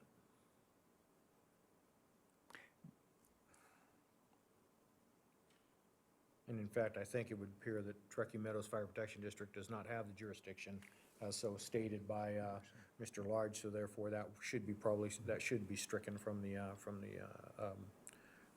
conditions. And if I may follow up, would they, as process, would they have an opportunity to, the Truckee Meadows Fire Group, would they have an opportunity to withdraw their condition? Or do we simply override their condition? Mr. Lloyd, I'm going to ask you a question. I think we would probably have the authority to remove it. However, based upon any other finding in which they would have the jurisdiction to make it stand at that time or be inclusive. That is correct. And keep in mind, the condition that you're looking at is a standard condition that's basically imposed on nearly all the discretionary applications we receive. It may have been an oversight on the part of Truckee Meadows Fire, not recognizing that this was beyond their area of jurisdiction. Thank you. Does that answer your question? It does, thank you. Ms. Hill, any questions?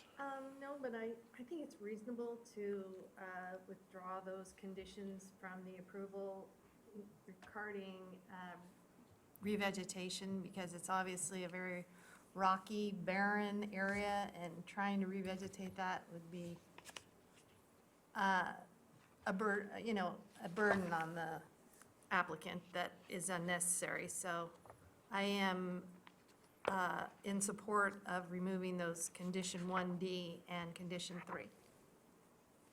Okay, thank you. Mr. Chair, could we ask Planner Pelham to come back to the stand and maybe address that re-veg question? Mr. Pelham. Go ahead, Mr. Stanley. Thank you. Planner Pelham, the re-veg question is obviously open here, and the photograph of the sliced-off rock at the top of the mountain does kind of make a point. What is your thinking on re-veg? I think that there's probably a certain level of misunderstanding about what the re-veg condition applies to. This does not apply to the roadway itself. It doesn't apply to the area with, under their little building or next to the facility itself, the tower itself, but rather any area around that has been disturbed. And if I can get my presentation back up, please.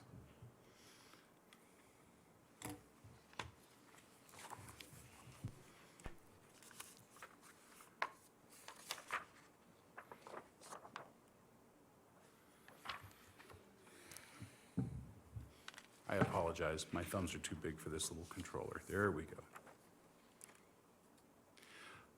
Okay, looking at the overhead here, particularly looking to the bottom of the picture here, that's actually quite a lot of vegetation. When we did our site inspection, I was actually rather surprised at just how much vegetation there is in that area.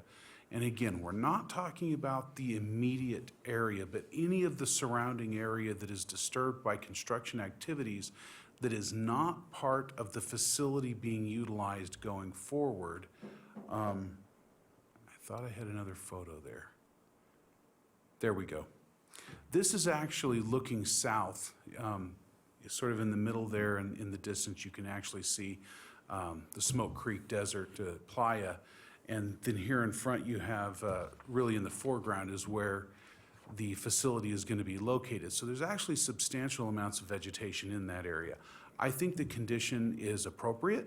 It is certainly consistent with what we have done in other locations, and was actually deliberately included.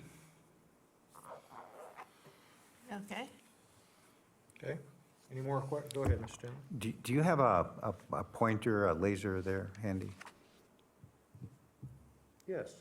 Okay, could you pop back to, first start there and then go back to the other slide and kind of show where re-veg would be appropriate? Sure.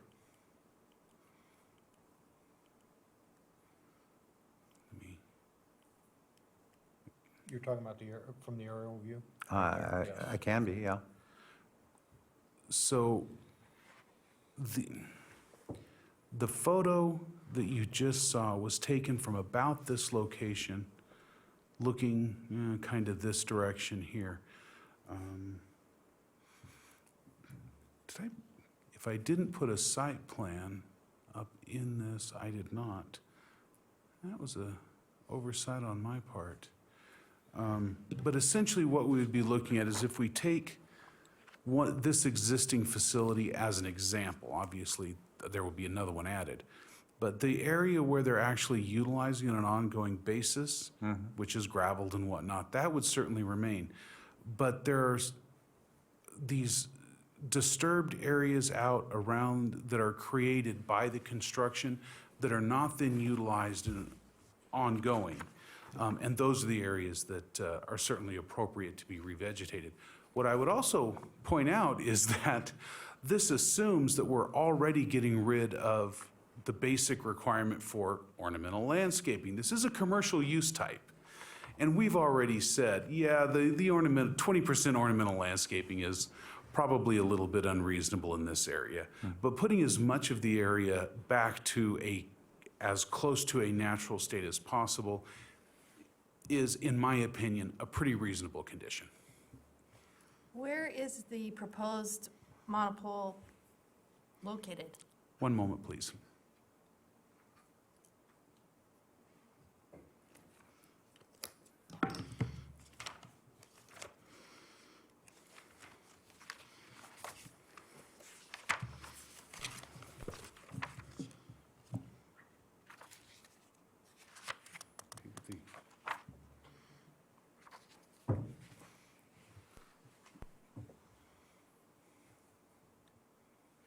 About there.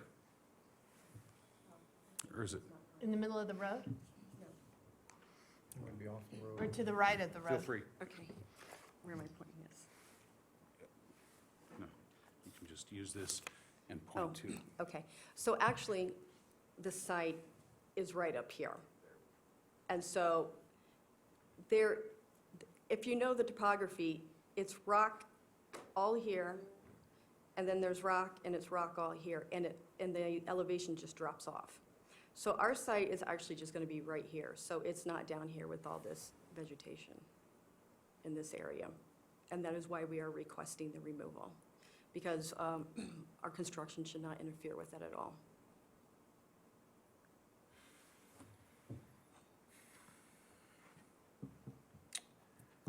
Any questions? Mr. Stanley? Could you refresh our memory again about the altitude there, please? That altitude, I believe, is just a little bit of the elevation? You're speaking of the elevation of this mountain? Yes, yes. It's a little bit over 8,000 feet, as I recall. Thank you. You're welcome.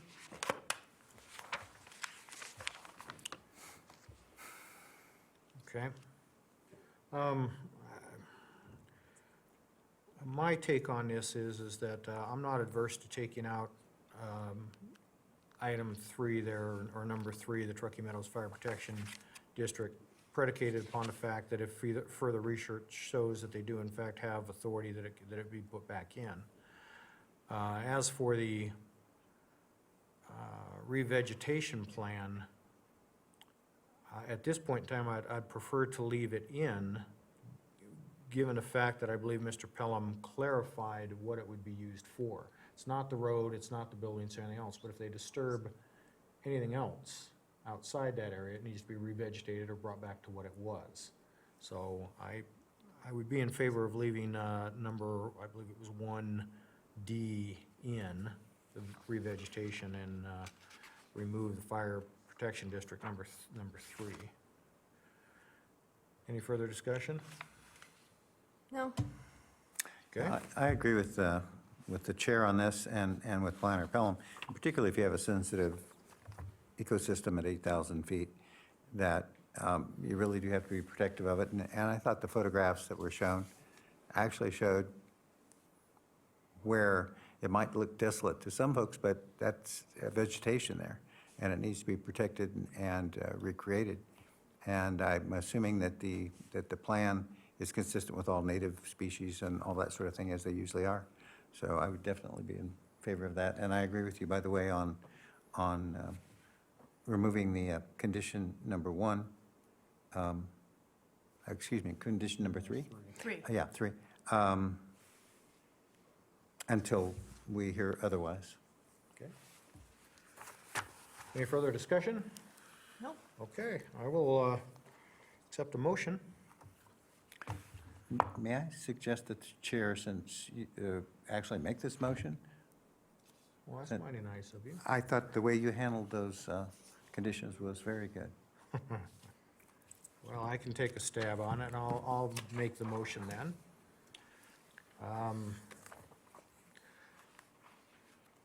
I move, let me make sure I'm on the right one here. All right. I move that after giving reasoned consideration for the information contained in the staff report and information received during the public hearing, the Washoe County Board of Adjustment approve with conditions, special use permit case number WSUP 19-004 for ComNet Nevada, having made all 5 findings in accordance with the Washoe County Code, Section 110810.30, with a clarification that number 3, involving the Truckee Meadows Fire Protection District, be removed unless it is so determined at a later date that in fact they do have jurisdiction, and that will be put back in and remain as part of the condition.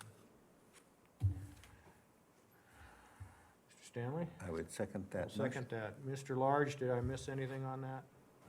No, Mr. Chairman. Thank you. We have a second. All in favor? Aye. Aye. Motion carries. I'm sorry. The vote was unanimous. I'll get it right. Getting late in the day now. All right, next item up is 8K, special use permit, case number WSUP 19-0003, the Via Monopole. Are there any disclosures? No. All right, excellent. All right, Mr. Parker, podium's yours. Good afternoon again. I'm back. We're here for special use permit, case number WSUP 19-0003. This is the Via Monopole. I'll draw your attention to the screen so we can see the view east of the rendering of the pole as it will stand. This really is the only view that you can see towards the bottom. So I guess I just phrase that, it's the lowest view you can see of the pole. The overview, this is general rural. It is very rural. It will fill a gap in coverage in northern Washoe County. It's going to be an unmanned facility, obviously. It will be visible from a road, but not a paved road. No other towers in the area. And it will be built with the ability to co-locate future projects. The main purpose for this, as I communicated with the applicant, is for the FirstNet emergency responders. This is a very similar project to the case that was just before you as well. It is 150 foot tall, and there was a director's modification request to vary the landscaping requirements. This is the vicinity map. All of those are unpaved roads. It's very remote. I cannot make that much clearer. This is the site plan. You can see off Dugway Road on the left is that cut across the top left of the picture. That's about 7,500 square feet within the fencing that's there. And then on the right, I've circled where the monopole will go inside that perimeter. This is the elevations from the side. Again, 150 feet and possible spaces to co-locate at the top. This meets the code requirement for 2,000 feet from a public paved right-of-way. It far exceeds that. If I recall, it was somewhere around 5,000 to 6,000 feet from it. And again, it is in general rural. Alternative sites were considered in coordination with BLM, but this is the best combination of low level of impact to wildlife, landscape, and access. The Gerlach Empire Citizen Advisory Board did meet May 9th. There was much support for this expansion of cell coverage, and staff received several emails and several phone calls in support of this project from the public. Pardon me. This is the noticing map. We went 22,000 feet from the parcel to get a full 30 unique applicants, or 30 unique parcels, excuse me. A lot of BLM out there, a lot of U.S. federal land. So, these are the reviewing agencies that we sent it to. Received a few conditions of approval. These are the 5 findings, and we can approve with conditions for ComNet of Nevada LLC, WSUP 19-0003, or we can recommend approval with conditions. And then I have a possible motion for your consideration, and I'll be available for questions. And the applicant, I believe, would like to speak again, once you're prepared. I do have a question for you. Yes. Drawing your attention to Exhibit B. Okay. And this is from Mark Freeze of the Nevada Department of Wildlife. Yes. What he said in here is, if you cannot relocate the project, we recommend monitoring, eliminating, and reducing opportunities to attract and provide nesting cover or perches for predators. So the response to that was from BLM. They have a longstanding relationship and cooperation with, the program is the sage grouse environmental, I can't recall exactly what it is, but they established that they have a longstanding relationship and work on that. That requirement is actually an executive order from 2017 within the state of Nevada, from the governor, that there be that program set up. So BLM has been working with them on this. NDOW's, BLM's response, the representative from BLM, was that when they looked at siting this project on BLM land, this was the lowest level of impact to the environment, to the wildlife. They addressed all the considerations in there, and I believe that's also in Exhibit B, if I recall correctly. Right, so it does not need to be a condition of approval? No, because the condition of approval is that I can't recall exactly the words, but that the applicant worked with the set program to, or in cooperation with BLM, to ensure that they're fulfilling the requirements of the executive order and, yes, the executive order. Okay. Ms. Hill? Is it within the jurisdiction of the Tahoe, The Truckee Meadows Fire Protection Right. District? No, ma'am, it's far north. It's more northern than the prior case. Okay. Mr. Stanley? Coming back to your, thank you. Coming back to your question about the wildlife there and NDOW and so forth, is there a problem, and this may be either a planning question or a legal question, is there a problem with leaving that condition in? Is it a built-in suspender situation? I would probably have to refer to the planning manager here, because we've had a discussion about this, and I'm not sure I'm even clear about it. And we're talking specifically about the NDOW The condition? NDOW. Yes, I think that would, more than anything, it would probably cause a good deal of confusion, particularly given the fact that BLM has responded to this request from NDOW. My recommendation is to remove it to avoid confusion. Okay. Thank you, Mr. Lloyd. Are there any other questions for Ms. Parker? Thank you, sir. Is the applicant present, and do they wish to speak on this matter? Hello again. Yes, hello again. Okay, so same scenario as the Fox Mountain site. This is to support. Can you state your name? Oh, and yes, my address? name is Julie Kreckler, and I'm here to represent ComNet Wireless. So the same scenario as the Fox Mountain site, this facility is to support the first net responders and also to provide some data and voice to the nearby residents of Via. Again, I have two items that ComNet is looking to request to remove from the conditions.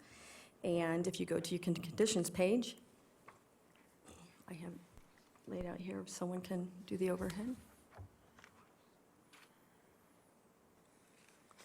Okay, the first condition is 1E, which is regarding the existing trees and landscaping requirements. If you refer to the site plan, you can see that there will only be 2 trees removed within the compound area for this facility. And due to the very remote location, very arid, replanting a tree or two to replace these would be very difficult to maintain. And so therefore, it would be a burden on ComNet, and they are requesting remove the condition.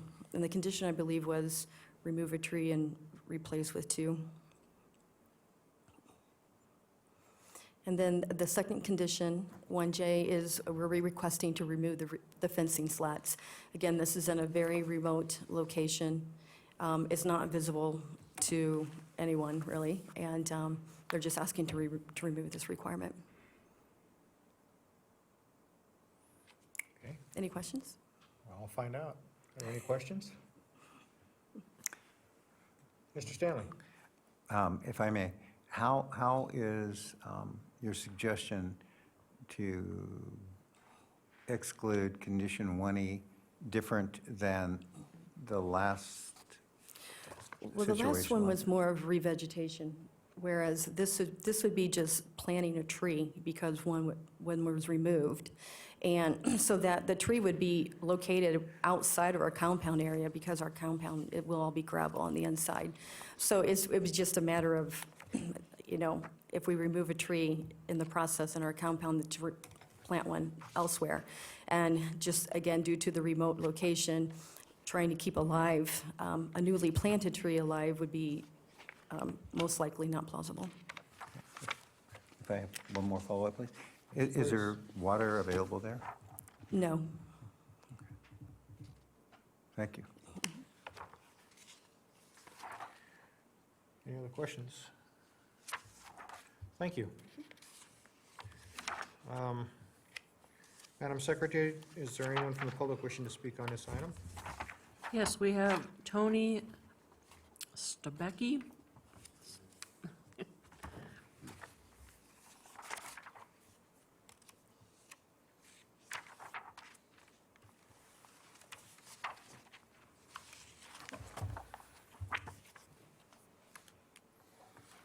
Good afternoon, Tony Stobietsky, 102-645 State Route 34, via Nevada. You'll see that we've already submitted an email to Mr. Parker on Exhibit C, so that'll give you an idea who we are. And my wife's back there. We're pretty excited about this cell tower. I have personally worked with the county trying to get communications out there for emergency services, et cetera. The Coleman fire was a good example where the people went the wrong way and the fire got bigger and took 2 weeks to put it out, and it was simply between signage and communications. So we're kind of excited about it. I would like to find out, though, from Washoe County, if it's a SR34 or CR34. I've never gotten a straight answer, and we seem to get it back and forth. The other question I have is I noticed that there's a zip code of 89413. We've been using 89412, which is Gerlach, which is 100 miles south of us. I'd like to get planning to give us a confirmation on that one, too. Might help our mail. The other question I had previously in the past was, will there be any increase in grading of Dugway? It was shut down from grading. It's been graded since the 50s, and I'm wondering if with the additional usage, if we couldn't get some thoughts to funding that a couple of times a year to get it bladed so it could be used by all of us. We own the property directly north of this site. And if I may comment on the tree, not that I want to help out contractors, but if you'll look on our property alone, we've cut down 800 trees of juniper to increase or decrease the raptor population and increase the sage-grouse population. So I think if they were to take down one tree around the site that happens to be a juniper, maybe it's not that big of a deal, just to help them out. Other than that, we're pretty excited about this, and a lot of the folks are. And as we put in the email, I'm also the president for the Vire Conservation District, which covers all the way down to Empire. And my wife's also a representative, Janine Herman, for the board, or for the folks. So thank you for getting this done. Thank you. Any questions for this gentleman? Questions? No. Thank you, sir. Appreciate that. Madam Secretary, anyone else wishing to speak on this item? There is no further public comment. Thank you. We'll close the public comment, bring it back to the board for discussion. Mr. Stanley? You know, we've heard that one less tree won't make any difference, and we should consider removing that stipulation. I wonder, should we check with the planner to make sure that that's acceptable in the proposal? Yes, we can have Mr. Pelham come up, but Mr. Parker, I'm sorry, Mr. Parker come up. However, the ultimate decision rests with us and really not the planner to make that decision. Understood. Just wanted to know what your impression was on both of those things. I like trees, I enjoy trees, but I think that's based on Mr. Stobiecki's comment. Gosh, I hope I said that right. I think that's well within reason. I've talked to the applicant. I believe there's two trees at risk in that 7,500 square feet of space that we're talking about. I don't feel that that's extreme, so I feel that's within reason. And I'd be happy to call up Roger if you'd like to talk to Mr. Carlson. I'm not sure he's willing, though, so. It's okay. We'll muddle along, and if we need him, we'll go ahead and call him up. Thank you, Mr. Parker. Any other questions? No. Okay. I'll step in and say my piece. As for the slatting up there on top of a mountain, I can probably forego that condition, just because of the remoteness of it. But again, when it comes to trees, I understand about, well, you can't, if we plant a tree, we don't know if it's gonna die or not, and I get that. However, obviously, there's trees up there that are living, because you're taking them out. It's not like we're above the tree line and we're trying to plant a tree. There are existing trees there. And to remove one and put two back in, I think that just kind of stays consistent with a lot of our rulings in the past and recommendations or conditions that we've had. I know it's only 2 trees, but, then the next person wants, 3 trees out, and the next one wants 4, and where do you draw the line? So planting a tree, I know the pictures do show snow on the mountain, so they do get some sort of water sources, and some of the pictures of the actual surrounding area do show the existence of trees up there, so I don't think it's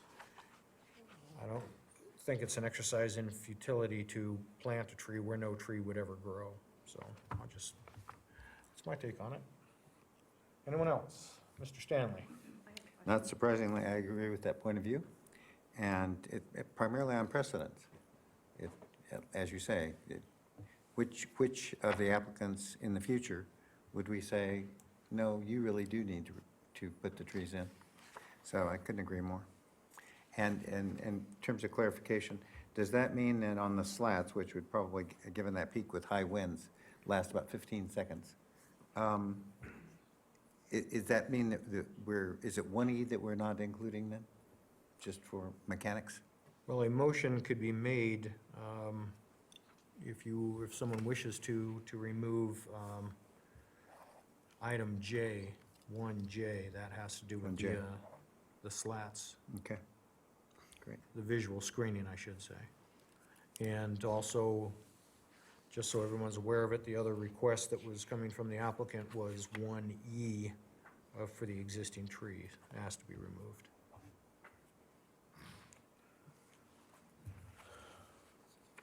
Okay, I'm ready to make a motion. All right, Ms. Hill.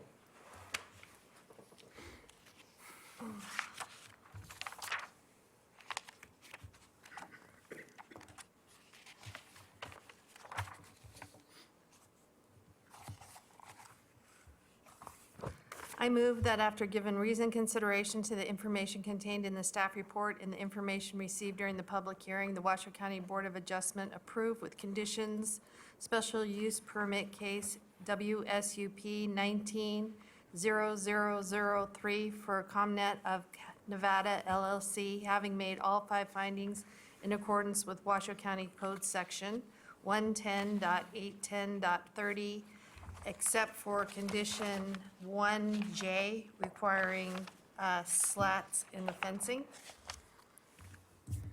Okay, thank you. Is there a second? Did you want to include 1E also? That was the trees? No, 1E was not included in this motion. Oh, I'm sorry.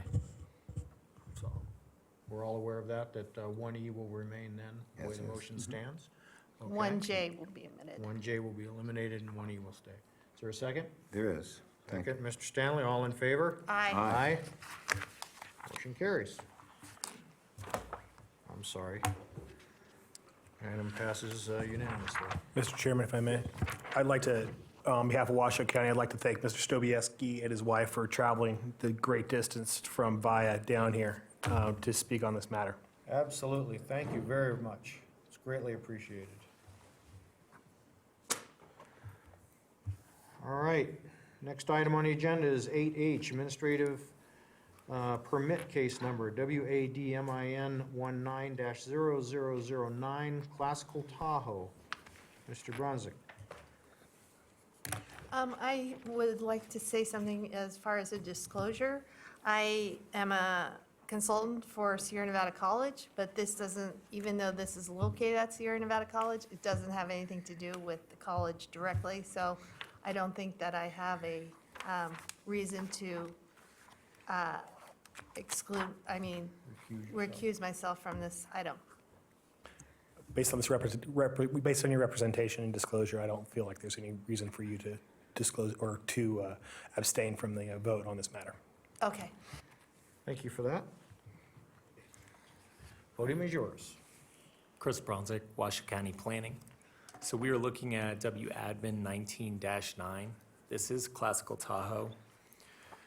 Classical Tahoe is a series of outdoor concert events that have been held at the Sierra Nevada College since 2012. They've been coming in for administrative permits since 2016. These events this year will happen towards the end of July and early August. The applicant is requesting or proposing a supplemental movie night as well. The movie in question is Mamma Mia. I provided a vicinity map showing where Sierra Nevada College is.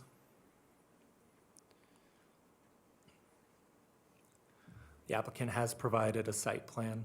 I wish it was better quality, but it should give you an idea of where everything is located.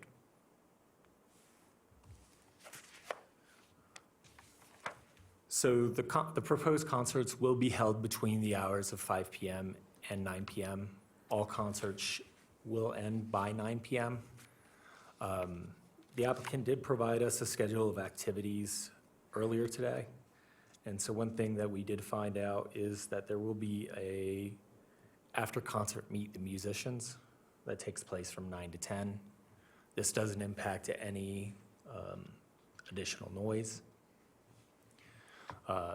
They have stated that there will be unamplified classical music located within the portable tent, as has been the case the past 7 or so years.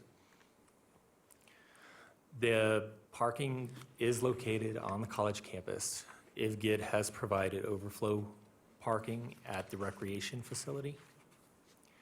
And the movie night that has been proposed will end by 10 p.m.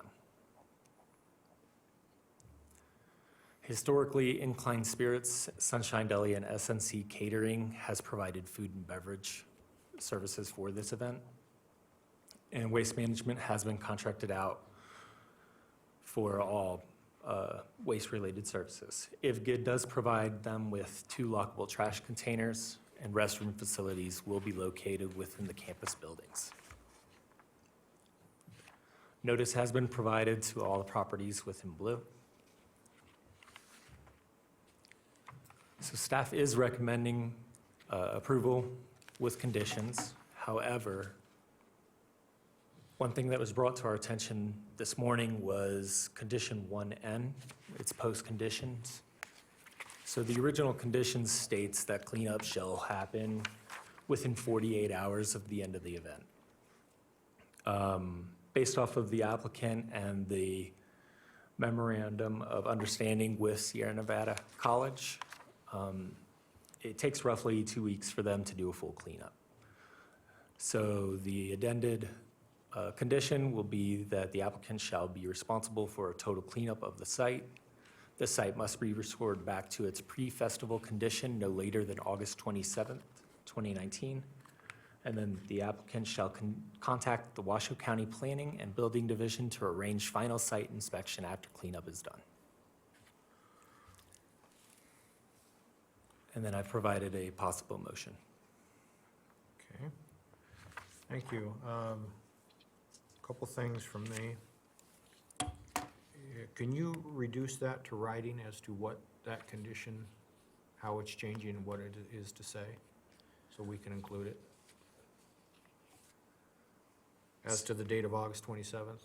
So the only thing that's changing is the site must, instead of the 48 hours, we're extending it to August 27th.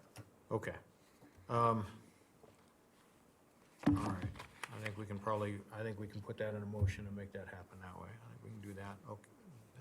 The other question I just had is, as you were speaking, you said something going from 9 to 10 p.m. with the musicians? That was an addition, is that what you said? So what they do is, it's just after concert, they meet the musicians. So the individuals who are present at these events, it gives them a chance to meet the orchestra members. Okay. So that is, they're not asking for an alteration in this SUP then? They're not asking for an extension of concert. Right. Because we time would only frame. be able to rule on what is here today before us. If there was something different, they would have to. Correct, they're not So- asking for an extension. All right. They're not asking for anything other than what is in this supplemental, or, I'm sorry, our special use permit. Correct. All right. Any other questions? No? Okay, thank you. Madam Secretary, is the applicant present and wish to speak? The applicant is present. Okay.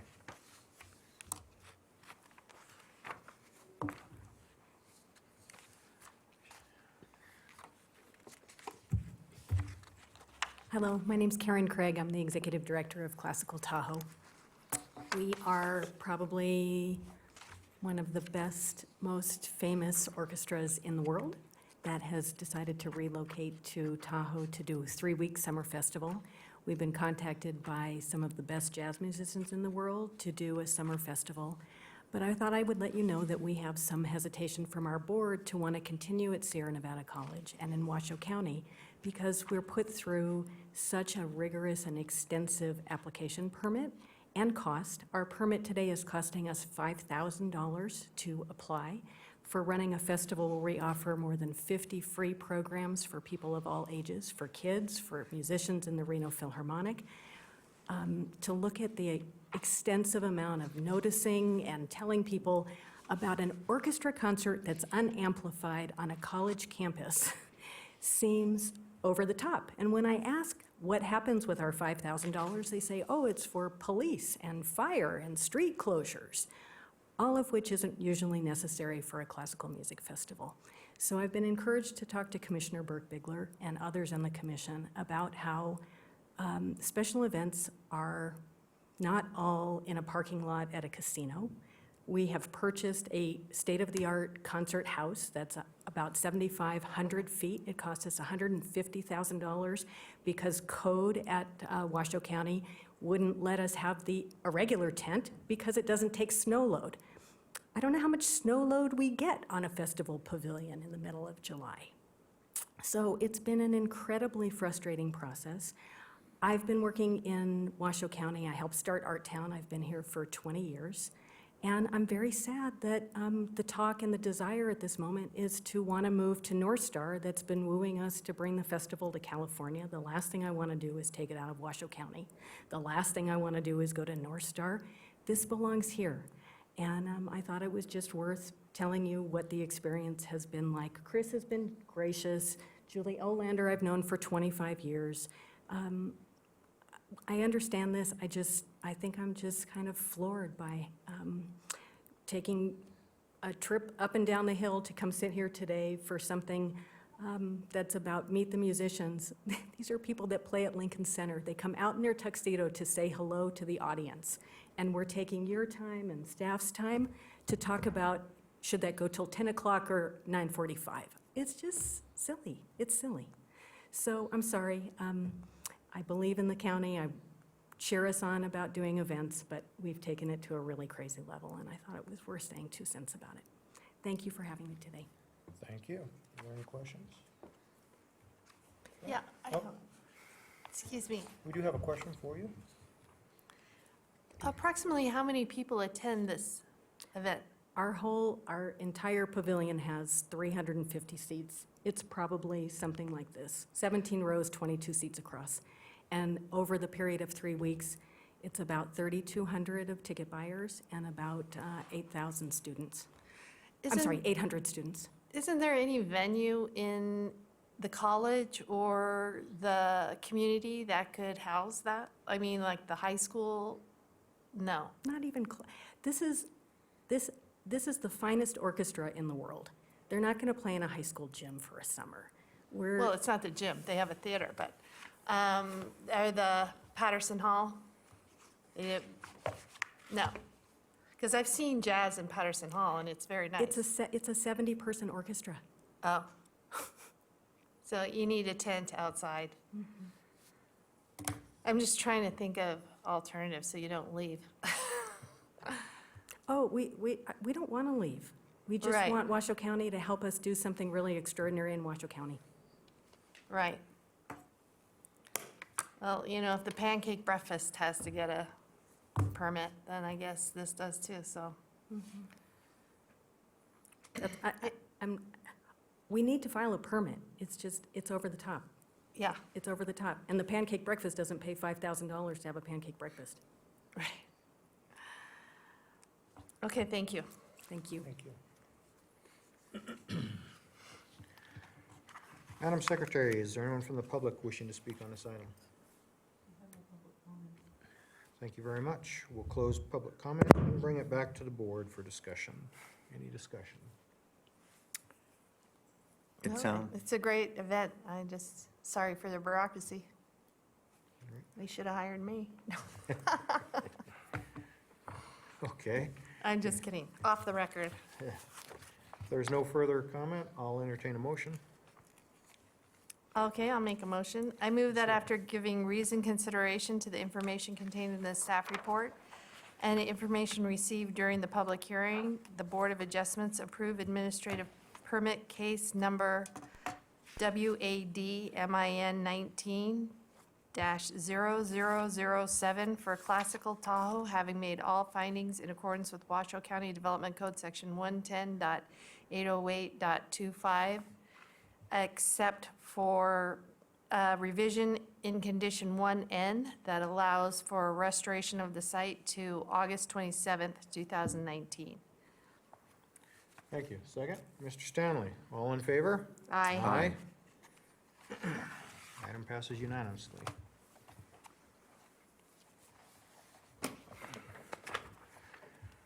Next item on the agenda is 8I, special use permit case number WSUP 19-0005, Lightning W Tank Number 2. Mr. Brosnick. Good afternoon, Mr. Chair, members of the board. My name is Sophia Kirshenman, Park Planner with Washoe County Planning for the record. This item is a request from the Truckee Meadows Water Authority for the construction of a 250,000-gallon water tank adjacent to an existing 250,000-gallon water tank on the subject site. TUMWA is also proposing to modify the landscaping and grading requirements, which I will discuss in detail in just a few minutes. The existing water tank is pictured here on the right, while the proposed water tank is pictured on the left. TUMWA states that the existing water tank was built in 1995 and needs to be taken out of service for much-needed rehabilitation. The addition of a second water tank is primarily to provide redundancy and reliability of water service. The subject property is located west of I-580, approximately 1,800 feet south of the intersection of Franktown Road and Pine Canyon Road in Washoe Valley. This is a roughly 2.1 acre parcel. It's located in the general rural regulatory zone. Public utilities are permitted in this zone, subject to the approval of a special use permit by the Board of Adjustment. The new tank is proposed to be the same size and shape as the existing tank, but would include a center-mounted vent on the top of the tank, adding a maximum of 3 additional feet in overall height. Construction of the tank would also include the installation of new piping underground to connect the new tank to the existing water line, and expansion of the chain-linked fence with barbed wire to encase the new tank, as is shown here in the site simulation. Other specific project elements include channelizing approximately 85 linear feet of the existing drainage to the west of the site and placing riprap along that drainage. Per the conditions of approval, any alteration of the drainage way, including the placement of riprap, would need to be supported by the findings of a detailed hydraulic report. TUMWA is also proposing to improve the existing access road by placing new aggregate base on approximately 700 feet of the existing access road. However, during the CAB meeting, a member of the community did suggest an alternate route This would be straighter and would only pass by the property of one full-time resident, whereas the existing access road passes the properties of 4 full-time residents. The existing access road is pictured here in yellow, while the proposed access road is pictured in red. During the CAB meeting, TOMWA did state that they were actively assessing the viability of this proposed alternate access road. And should they identify this as the preferred route, they would need to secure written permission or approval from the property owners along this road per the conditions of approval. As I mentioned earlier, TOMWA is also proposing to modify the grading and landscaping requirements. As you can see here, there is some grading required, but it does not trigger the major grading threshold.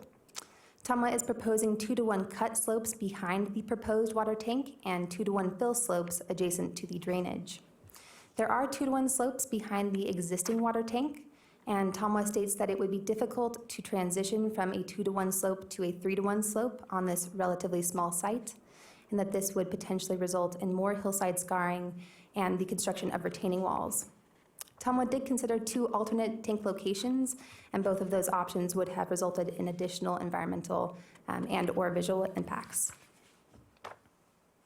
Pursuant to Washoe County Code, 2-to-1 cut slopes can be permitted when they are proposed to be located behind a civic building, such as a water tank, when the slope will be shorter and screened by the proposed building, as is the case here. And 2-to-1 fill slopes may be permitted when they are proposed for storm drainage improvements. Again, any alteration to the drainage, including the addition of 2-to-1 fill slopes, would need to be supported by the findings of the hydraulic report. Overall, staff does support the proposed modification to grading standards, as this is a continuation of the existing 2-to-1 slopes. The geotechnical investigation does support this proposed configuration. This alternative would be the least environmentally and visually impactful out of those considered, and the modification is allowed per Washoe County Code.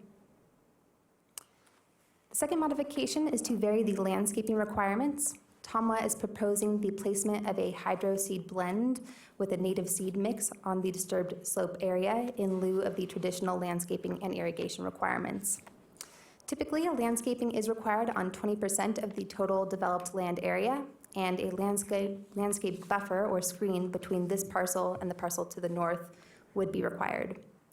Even though this is a water tank, there is no irrigation capacity on site, and this proposed hydroseeding is supported by the geotechnical investigation. As you can see here, this site is located in a relatively rural location and is well screened by the natural topography. There is one home within view, as you can see here in sort of the bottom left-hand quadrant of this photo, although it is also relatively well screened. Overall, staff does support the proposed modification of the landscaping requirement, as the visual impacts of this development on the surrounding community would be minimal. It's supported by the geotechnical investigation as well. And they would be required to revegetate the disturbed slopes to minimize environmental impacts. I did want to briefly note that there was a sightline study included as part of the application. This photo and the following photo were both taken from the north, looking south at the project site. This is from approximately 3/4 of a mile north. This is from about a half a mile north. So as you can see, the tank location is well screened from public view. Notice was sent to 41 affected property owners, and this item was heard at the South Truckee Meadows Washoe Valley Citizen Advisory Board meeting and recommended for approval on May 2nd, 2019. Additionally, I did receive a phone call from a representative of the Homeowners Association in this area last Friday, and they are also supportive of the proposal. There are 2 required area plan findings for development within the South Valley's area plan. The first required finding is that the community character would be maintained and that any adverse impacts would be mitigated. The character statement in this area describes the area as being primarily rural in nature with high scenic value. This, as I mentioned before, is primarily surrounded by vacant land and is well screened from public view. It's not visible from any public roads, so staff does believe that this finding can be made. The second required finding requires that conditions be placed on special use permits to ensure that no significant air quality degradation occurs as a result of the proposal. TAMWA does not expect any anticipated long-term air quality degradation as a result of this development of this tank. However, some short-term impacts can potentially ensue as a result of the construction during construction. TAMWA would be required to comply with the regulations set forth by the Air Quality Division and would need to pull any required air quality permits as necessary per the conditions of approval. Thus, staff also believes that this finding can be made. Staff also believes that the 5 findings that are required for a special use permit can be made. Please refer to your staff report for more detail. And lastly, the engineering department had originally included condition 2F, stating that a revegetation bond would be required prior to approval of a grading or building permit. TAMWA did request that this condition be removed, as they are the owner of the property and they are a publicly owned water utility, and financial assurances have not typically been required from TAMWA in the past for public water utility projects. The engineering department does recommend that we remove this condition as well, so staff is recommending that this be removed. The agencies that reviewed this application did recommend conditions in support of approval. Therefore, staff are recommending the approval of WSCP 19-0005 with conditions. Here is a possible motion for your consideration. I'm available to answer questions, and representatives from the applicant are here as well to answer questions. Thank you. Are there any questions? Nope. I do have one. Under conditions by the Truckee Meadows Fire Protection District, and you may or may not know this, I sure don't, but on some of the agenda items that we've reviewed, it says that if the road is over 200 feet long, the road has to be 20 feet wide to allow for fire apparatus. Is this road over 200 feet long, do you know? I believe that the existing access road is over 200 feet long. I'm not sure about the proposed access route. I don't know if the applicant would like to speak to that. Thank you. Thank you. Thank you so much. Susan Pansky for the record. With Rubicon Design Group, I'm representing Truckee Meadows Water Authority. Chris Strufert from TAMWA is also here with me today. To answer that question, the roadway is more than 200 feet long. However, these structures that are in this location are not necessarily needing to be accessed by the fire department for defense because of the nature of the structures. It's a metal tank. And they did review this application, and I actually had a conversation with them earlier in the week, and the length of the roadway was not a concern. Let me ask a follow-up question. You say that they're metal structures, so they don't need it. But part of the information within this packet said that these storage facilities are used or can be used for firefighting, which would require fire equipment to get up there. I see what you're saying. And so on one hand, you're saying, or not you, I take that back. Truckee Meadows says they need 20 feet to do that. There's nothing in here that says that that is a requirement to go ahead and get to this location, but within the documentation, it says that these are to be used basically for, or one of the things they can be used for is firefighting. So That's correct, yes. And so related to that, there is a small hydrant on the site. However, firefighting apparatus that would be using the water from these tanks would actually access the water in a different location than on the site. There's another hydrant that's off of Franktown Court below it, and that's where the firefighting apparatus would access it as opposed to on the tank site itself. So the off-site hydrant would be drawing down from the storage of this facility? Yes, that's correct. Okay, that helps. I have a couple more questions for you. How, part of this is too, is that repairs have to be done to the existing tower, or I'm sorry, the existing storage facility there. So what happens when there's not another tank next to it? How do they repair a tank normally? Because obviously here we're going to build a second tank and then repair one, so you have Sure. two on site. Yeah, so I'll let Chris answer that question since he knows the ins and outs of the actual tank better than I do. Good afternoon, Chris Struford with Truckee Meadows Water Authority, and I'm the project engineer for this project. So the Lightning W system is unique in that it's kind of an isolated system. It's not connected to any other portions of the Tumwa water system. So there are 3 wells down below that feed into this tank, and there's no redundancy. So in other parts of the system, in Reno and Sparks and kind of the metro area, we have other connections from other tanks and other pump stations and other sources. So even if we take a tank, if it's a unique tank out of service, we can provide service from other areas to supplement that, and we don't have that provision in Lightning W, which is one of the main reasons we're putting in a redundant tank. Okay. Which kind of dovetails right into my next question. So you have wells that are going to pump into these facilities, is that correct? We currently have 3 wells have that 3 feed wells. this tank, correct? Okay, and now you're gonna have another tank of 255,000 gallons. You're gonna have 2 tanks there. Correct. How is that going to affect basically the aquifer?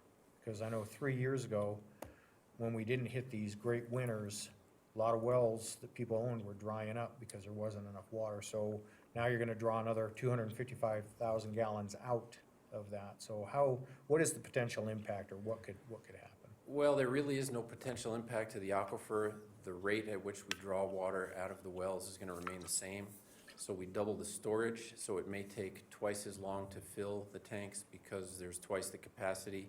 But we're also going to provide the ability to valve out one of those tanks. If it takes too long to fill, if it affects water quality, we can valve one tank out, use one tank or the other, use them both together, whichever provides the best water quality. But we're not going to remove water from the aquifer at a higher rate than we currently do. Okay, thank you for clarifying that for me. Any other questions?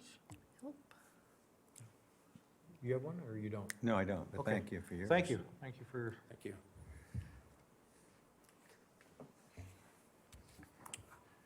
Madam Secretary, is there anyone from the public wishing to speak on this item? We have no public comment. Thank you. We'll go ahead and then bring this back for discussion. Board, we'll close open comment and bring it back to the board for discussion. Any discussion? It sounds like it's required for the redundancy, and thank you very much for clarifying the depletion of the water, of the aquifer, and the way that would not be drained, actually, and doesn't increase any impact on that. And it sounds like a requirement. Okay. With that, I will accept the motion.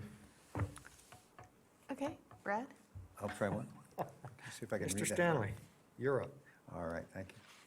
I move that after giving reasoned consideration to the information contained in the staff report and information received during the public hearing, the Washoe County Board of Adjustment approve with conditions, including removal of condition 2F, special use permit case number WSUP 19-0005 for the Truckee Meadows Water Authority, having made all 5 findings in accordance with the Washoe County Code Section 110.810.30, the 2 findings in accordance with the South Valleys Area Plan, and the modifications to the WCC Section 110.438.45A, grading of slopes, and WCC Section 110.412.40, civic and commercial use types landscaping, and including conditions and findings, including consistency, improvements,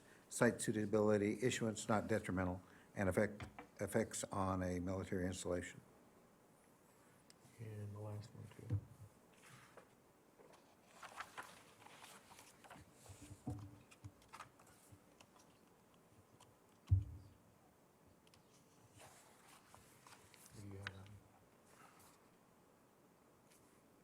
I'm sorry, what are you saying? I was just saying, you might want to add The special findings for the, Special findings, all right. the last one.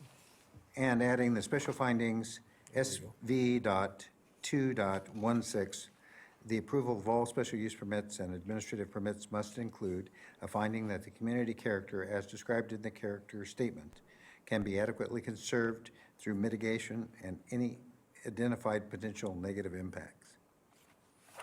Thank you. I'll second that. All in favor? Aye. Aye.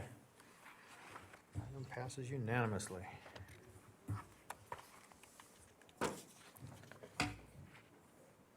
Okay, last but not least, 8J, special use permit case number WSUP 19-0008, Houston Grading. Ms. Olander. Good to see you again. Julie Olander with Planning and Building. So this is a special use permit for grading.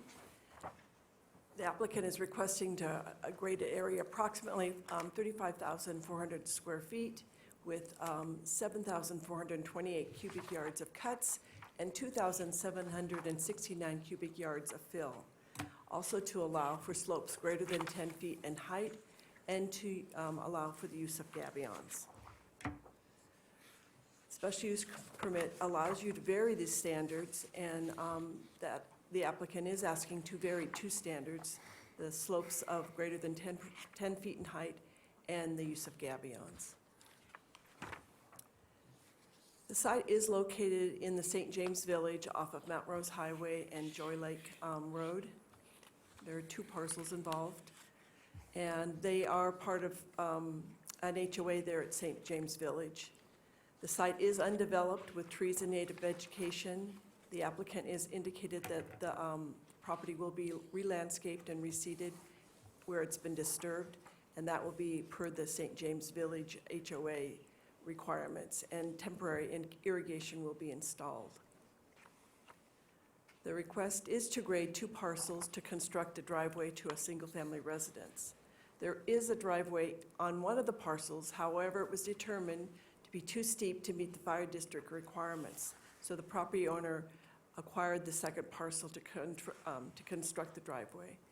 And here's a site view of it. So you can see the two parcels, one to the south and one to the north. And the house is primarily on the northern section, but the driveway is crossing both parcels.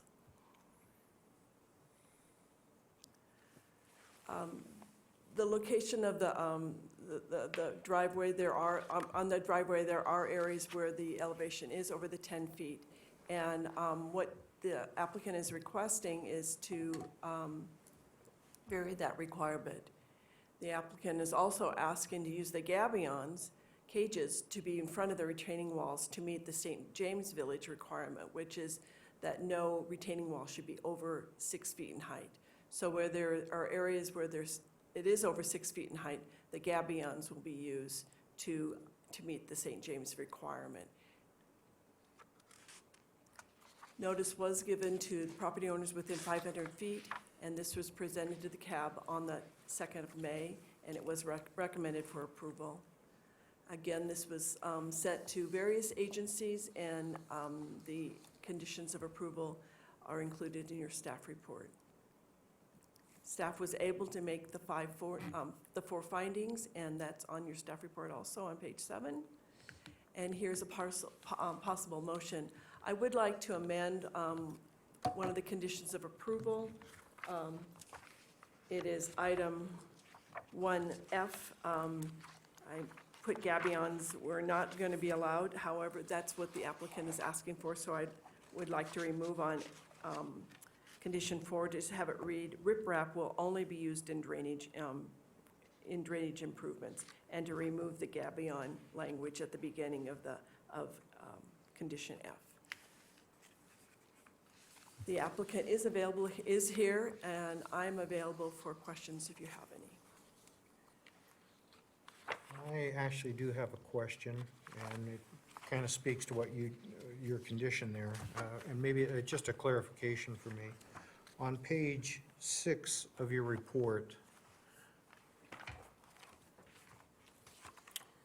and it says it's the first paragraph, but where I'm gonna start is, it says, the gabion cages will be placed at the base of the concrete walls, and only 6 feet of the concrete walls will be visible. And it goes down, you miss one sentence, says WCC section, and it's 110, and it gives that, it says, the use of riprap and gabions as mechanical stabilization for cut slopes is prohibited. My question is, are the cages actually used for stabilization, or are they used for aesthetics? Are they going with a wall, a concrete wall that is over 6 feet tall, and then putting these gabions in front of them so the wall only looks like it's 6 feet tall? To some degree, yes. I think the applicant probably could respond to that Okay. question better, Okay. so that they can explain it, the use of the gabions. Okay. Are there any other questions for Ms. Olander, though? No. No. Okay. Let's have the applicant come up and answer that pressing question. Thank you, Board. For the record, my name is Derek Allen. I am general contractor for David Shree in Houston, the owners of their property. Yes, there's probably a lot involved in this. It's been a long day, I'm sure, for you guys, but this has been about a year-long process for us. Speaking to the gabions are a engineered wire basket filled with native rock. It was something that was proposed by the St. James HOA and by us as a feasible way of getting the required grading appropriately managed and the best look possible for this area. So to answer your question, there are two or three things. The gabions would be there to provide for a cut and a fill location. If you look in the report, it shows on our cross sections that were prepared by Odyssey Engineering, the civil engineer. It shows that the gabions would be placed in a cut situation, in a fill situation, and then also to be in accordance with the HOA requirements from St. James that no more than 10 feet of that, or no more than 6 feet of that concrete wall be shown. It's a cut, it's a fill, and it's also an aesthetic, if that answers your question. Right. So it's actually going to be used for stabilization, Yes, sir. not just aesthetics. Correct. Okay. Yeah, and it's, again, those gabions have been approved and engineered in multiple applications throughout the United States. They're highly engineered. Our structural engineer, along with our civil engineer, has gone through everything and approved everything, and St. James is in love with them. They love them. So, yeah.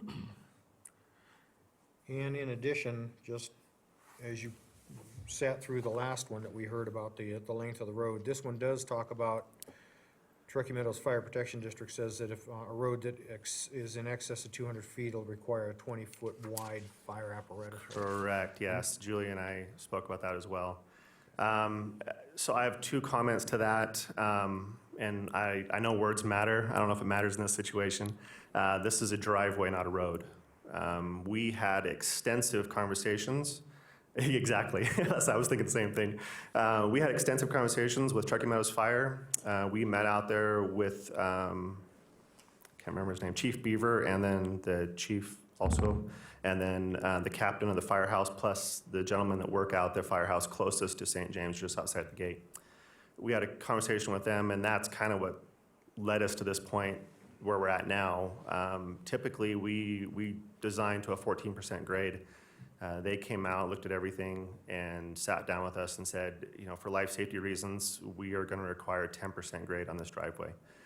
Even though there's extensive driveways in the St. James area that are all at 14% grade. They said because of the length of the driveway and because of us getting up here, we do want you to require a 10% grade, which then created this snowball effect of the amount of grading that you see, the amount of walls that you see, and everything else along with that. On the plan, it does show a turnout that was approved by Chief Beaver that would satisfy the requirements of getting the engines in and out of there.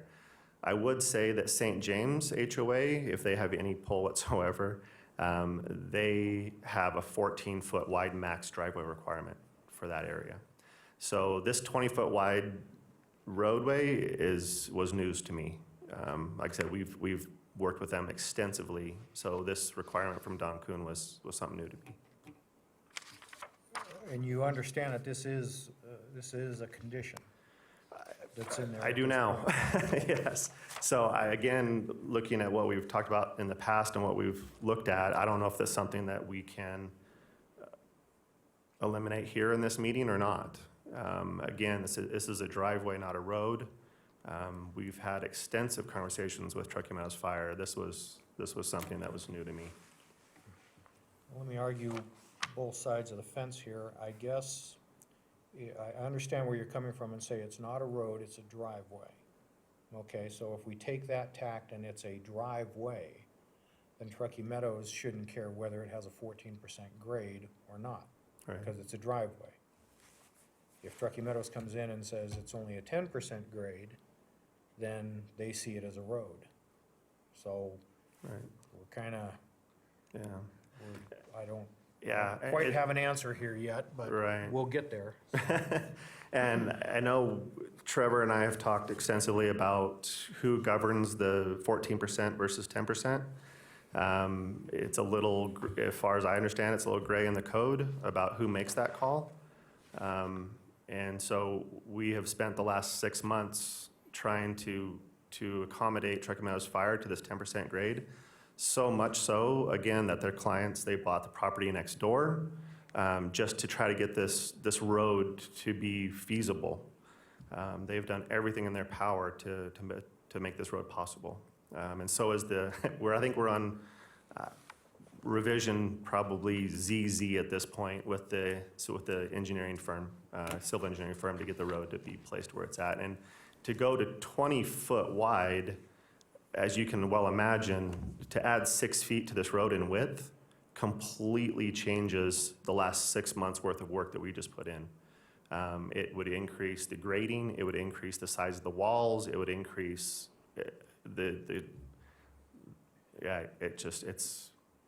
it's kind of a game changer. In addition, the amount of cubic yards that would have to be moved is not, these figures are not predicated upon a 20-foot wide. No, sir. Okay. Again, this was all. They're predicated upon what, a 14-foot? 14. The So max actually, that would HOA be would even- allow That would even be more earth having to be moved. and everything extensively else. more. Now, this does have, a 2 foot wide gravel drainage on both sides of the impervious roadway per code. So, I mean, we're 18 feet, I guess, if you want to look at it with the asphalt and the gravel. So, if that matters. Any more questions? Mr. Stanley?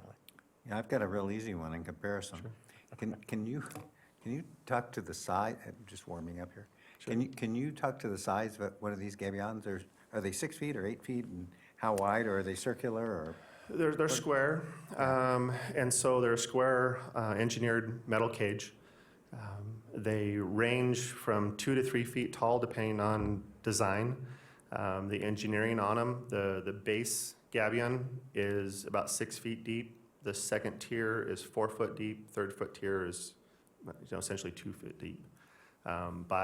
They range in length up to about 6 feet long, depending on how we want to install them. But again, they're all engineered to meet national codes as far as retention and fill requirements.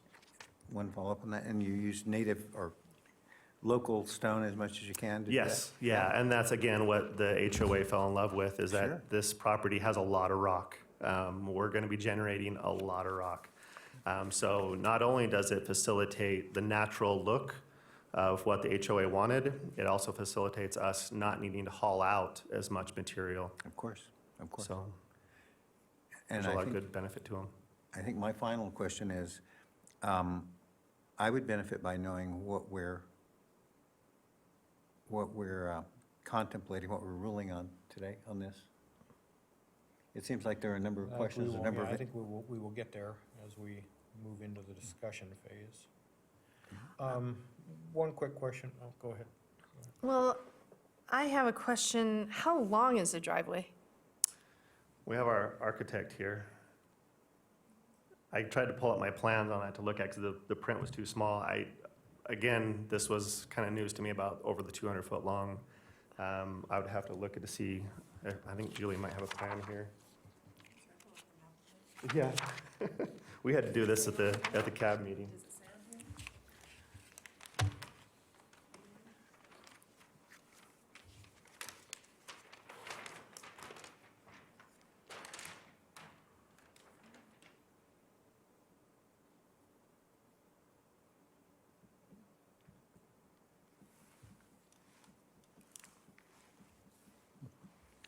And while you're checking that out, I mean, we couldn't really approve this project with that condition from the fire department in there if the applicant isn't going to do it, right? I mean, how does that work?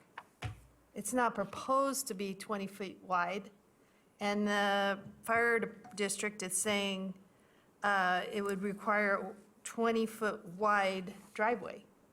Before we get there, because we are going to be asking staff and council for some clarification, but while we have the applicant's representative up here, let's get those questions out of the way and then go from there. The question I also have is, the cages are prohibited by Washoe County code. Were you aware of that before you asked to use them? When we originally supplied the original design, because we had to get approval before we could even really talk to planning department from HOA.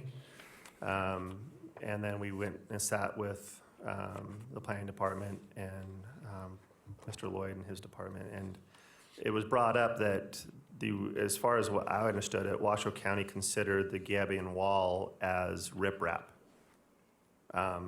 And the gabion's been used for a long time. You see them all over in NDOT right-of-ways, all over Mount Rose, which is, I would hate to say that because those are actually failing. Those were version 1.0. They were actually chicken wire filled with rocks. This is version 10.0. They're much, much different. So I don't know if it was language that's been in there for a while because of maybe past situations, but we're so far beyond what would be considered riprap or what would be considered this wall. And so this is, like I said, this is a much nicer system.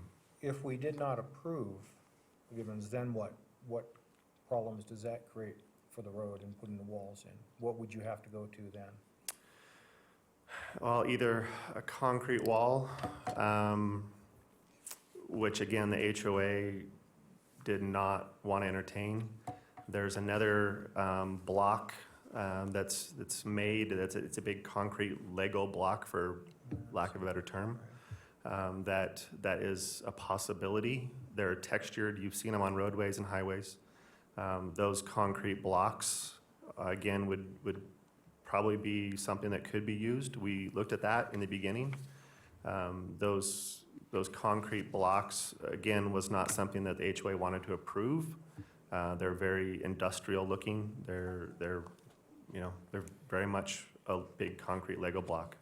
It also increased the cost of the roadway. This roadway, as you can imagine, with this 10% grade requirement, is in the hundreds of thousands of dollars just for the road. Those concrete blocks, in the original estimate, increased the cost of the road by almost $250,000. So we did entertain that idea at first. We weren't upset that the HOA didn't like the idea. And that's when we started entertaining the idea of the gabions. And again, the gabions have been used across the nation in projects much, much larger than this, 20, 30 feet high projects of cut and fill applications. And so we went down this road, and then talking with Trevor Lloyd and with others in the department and Julie, we're hoping that this would be something that would be approved by this board. Okay. Any more questions? Does anyone have a scale? George, you have a scale with you? I usually keep my tape on me at all times. I'm a general contractor. But I took it off because sometimes underneath my shirt it looks like a gun. And so I took it out and left it in my truck. But I wanted to measure a few things. With the way he's got it designed, it's awfully close to 20 feet. The engineer's calling it it's a 1 to 20 scale. So I don't know if anyone has a ruler with them, but What's the scale? 1 to 20. So 1 inch equals 20 feet. And by the design of it, it's awfully darn close with the gravel and everything else. So, I could clarify that with Mr. Kuhn. He and I go way, way, way back. Okay. So, Thank you. Any other questions? Okay. Oh, you have one? Well, I guess if it's less than 200 feet, this condition doesn't apply. It's not. It's greater than 200 feet. So if we approve this, you're going to have to come into compliance with the conditions. Understood. Okay, well, yeah, Okay. yeah. All right, anything else? Go ahead, Mr. Stanley. May we speak to the planner again? If there's no more questions for this gentleman, yes, absolutely. Julie? Julie Oland, Planning and Building. Thank you. How many of the conditions, I've got a little confused, but is it 2 of the conditions that the applicant is not too keen on? Or finds? Well, it was my error to put that gabion language in there. That was my, because he's asking for a variance on the gabions. Right. So I should not have put that language in there. And I'm not sure with Mr. Coons if he not, I mean, But, he okay, saw if I the may, he saw the plan, so I'm a little confused also by his condition.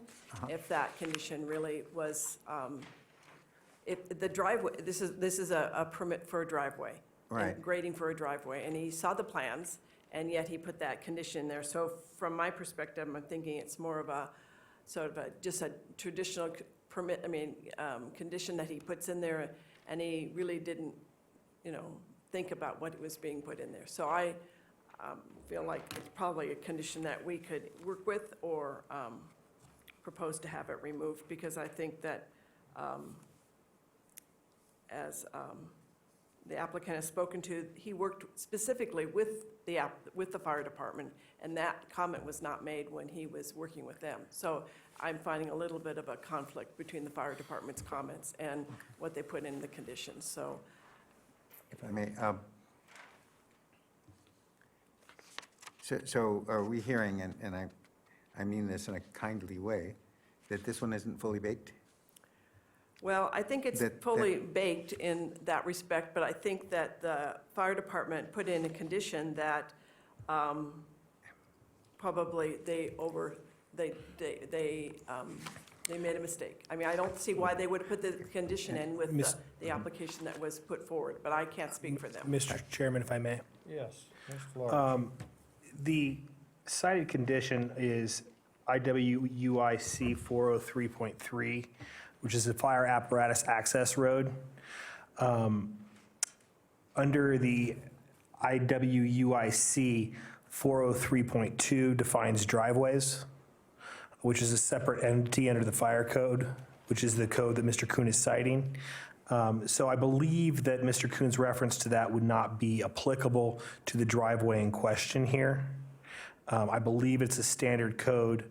My understanding is Washoe County, or the Turkey Meadows Fire Protection District, has incorporated all of the, I'm going to err on the wildland urban interface area requirements, have incorporated that into their code. And I believe that the code section here is applicable to a fire access road, but is not applicable necessarily to a driveway as defined under that code. And with that, we can, You can approve it We with the can conditions approve it. because it wouldn't be defined as a road. yes, if we decide that it is a driveway, and that's how it's being submitted, and we can address it from the driveway aspect, and therefore we don't need the condition from the. I would also defer to Mr. Lloyd if that is his understanding as well, but that is my understanding from a legal perspective. I'm just trying to clear the weeds away so we have a better understanding of what we're going to be doing. Mr. Lloyd, please. And I would certainly concur with Mr. Large just referred to, and typically you find the standards for roadways and driveways to be significantly different. The issue that we sometimes face is when you're trying to meld two different code, and clearly fire code is not necessarily consistent with our development code. We'd like it to be. We hope to get there, but they're not always, they don't always match. What I would do if you're going to impose this condition or any of these fire conditions is to leave some kind of, to allow for some kind of an out. So you're not forcing the applicant to apply a code that doesn't necessarily exist. And that would be my recommendation.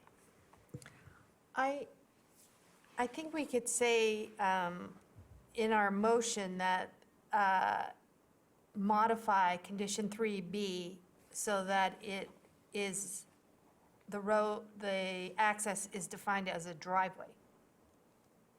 And just leave it at that. Okay. Or possibly to apply the driveway standards per this WUI code or this. Yeah, Yes. Okay. driveway under the WUI code. With that in mind, driveways in excess of 150 feet in length shall be provided with turnarounds. Driveways in excess of 200 feet in length and less than 20 feet in width shall be provided with turnouts in addition to turnarounds. Which we do have. Okay. Yeah. They have a massive parking area by the house. And that was what the fire department wanted. Again, we've had Yeah. extensive conversations with Truckee Mountain Fire. State your name again. Sorry, since you're- Derek Allen for the record, Podium. Okay. general contractor. So yes, per their recommendation, we do have a turnout halfway up the driveway to accommodate that code. And then we increased the driveway parking area at the top to include what they called a hammerhead for their turnaround. So we met all of their stipulations in that regard. Okay. So I don't believe this fire code was referencing this driveway in Okay. regard to the road. I think this is probably a standard condition they put in there without analyzing the issue. Right. Originally, having read the document, and I saw that, and I did not believe that the applicant understood at that point in time that there was a 20-foot road or a 20-foot driveway that he was going to have to make, so. It'd be the only 20-foot road in St. James Village. That's why we wanted to talk about here today, to make sure we all get it right, so. Okay, Mr. Stanley, go ahead. Along with that, along the idea of that, getting it right, and the fact that the ramifications are in the hundreds of thousands fairly obviously, is this something that we want to try to do in this setting, or is this a situation where the applicant and planning should take another look at this and come up with a special use permit request that's semantically consistent with what we're hearing here? I guess what I'm recommending or asking, is this a good chance to do a continuance, or should we, I don't want to say wing it, but try to incorporate what we think is true into this SUP? If I may, and clearly that will be the prerogative of this board, whichever you decide. However, I don't know that you necessarily, based on these issues, I think we can address these issues in certain language and allow the applicant to move forward without a continuance. That's only my recommendation. I tend to agree with that. I think we have enough information to make a determination. We've heard from council, or we've heard from planning, and we could probably do that. Go ahead, Mr. Is there any appetite other than my own for asking the planner and the applicant to pencil out what how to handle these in terms of the verbiage, 1F and 3B? Well, I've already done that, so I'm ready to make a motion. Rock and roll. Okay, well, all right, yeah, we're getting there real close. Okay, there's no more further questions for the applicant, is that correct? Correct. All right, good. We'll go ahead and close that. Madam Secretary, or is there anyone from the public wishing to speak on this item? We have no public comment. Okay, we'll close the public comment and bring it back to the board for discussion. Any discussion? Well, I think we need to, I don't see any problem with the project if it's, the homeowners are in agreement with it and the CAB. And I have figured out how to word the motion so that condition 1F is excluded and condition 3B is modified to be considered a driveway under the IWUIC code. Okay, I think just so I understand it, actually, we're not eliminating 1F. We're modifying 1F. And we're eliminating, or if we make a motion, what you would want to do is eliminate 3B? No, modify modify 3B so that the access is defined as a driveway. And eliminate 1F. Is that correct? Well, I thought Julie said 1F was put in there as an accident. It was- Should be omitted up to the word riprap. Riprap. And then riprap will only be used in drainage improvements, is, I believe, what the planner had. Okay, well, I was going to say, anyway, modified as recommended by staff. Is that fine? That'll get you there. Yeah. Before we go down that path, the only thing I think just we need to, I don't know, talk about, but I'll just throw this out is, the Gibbons are not allowed within Washoe County Code, and if we do that and allow them, are we not then again opening up the door for future situations of people deciding, well, they did it, so why can't I do it? That's on one side. On the other side, this isn't a cul-de-sac. I understand the uniqueness that they're facing here with a HOA, although I think it's probably easier for an HOA to make a change or adjustment than Washoe County to do that. But I'm just throwing that out for us to talk about. Mr. Stanley? I appreciate your being willing to change the language. I would prefer, and with all due respect, that was done by the planner, and so that we could make an objective ruling on this SUP written by planning. Okay. As a Julie, pre- get writing. Julie Olander with Planning and Building. So what I would recommend or request is that, as stated, that that your motion would amend condition 1F by removing the first part of that condition and start it at riprap will only be used in drainage improvements. And then on condition 3B, remove the word road and use the word driveway, if council agrees with that, Can I make a recommendation? or the planning manager. Yeah, in addition to changing the word road to driveway, I would simply eliminate the language about the 20-foot width and simply state that the driveway will be required to meet the IWUIC requirements. I would go that route more too, because if you just strike the word and put driveway in there, it still says 200 feet, and still says 20-foot width, and that's, you're muddying the water. So yes, I think if you say it's a driveway and it'll be in compliance with, the IWUIC, then we're covered there. Mr. Stanley? So we do understand that planner Lander is going to sketch that out and put it on the screen for us? I have a little sketching, yes. A little sketchy, all right. We might be able to muddle through that too, I think. She already stated it here for the change. So that would be F. Right. I apologize for my scribbling. And I think what Mr. Lloyd said is the driveway will be in compliance with the IWC, but I should take out. Is that correct, Mr. Lloyd? The driveway will be in compliance with, and then the IWIC. That's correct. That would work.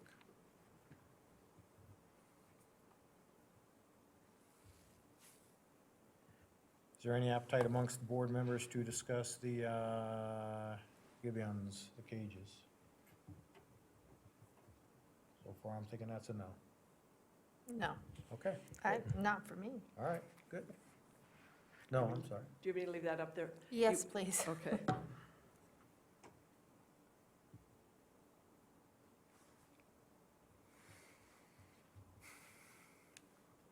All right, is there any further discussion? If there is none, I will entertain a motion. I'm sure Ms. Hill would be more than willing to make that for us. I'll take a stab at it. Where is it? Page 7. Okay.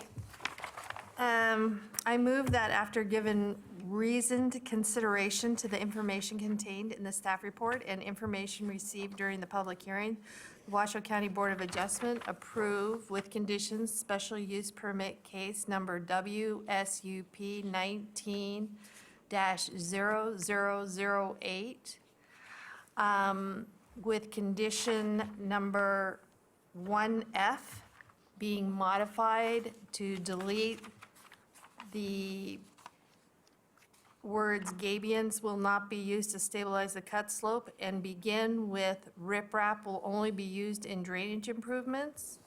And condition 3B to read that the driveway will be in compliance with IWUIC code.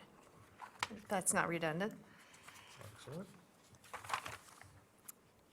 For David Houston, having made all 5 findings in accordance with Washoe County Code Section 110.810.30, including consistency, improvement, site suitability, issuance not detrimental, and effect on a military installation. Thank you. Second? Second. Mr. Stanley seconds it. All in favor? Aye. Item passes unanimously. Thank you for that. Quite Thank welcome. you, Julie.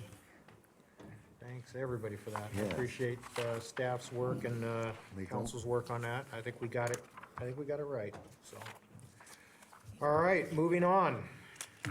Item 9, chair and board items. From the board, are there any future agenda items that need to be brought up? No? Floyd, any? Oh, I'm sorry, Mr. Stanley, you started to raise your hand. I did. That was a full hand raise. Okay. The lady representing Sierra Nevada College,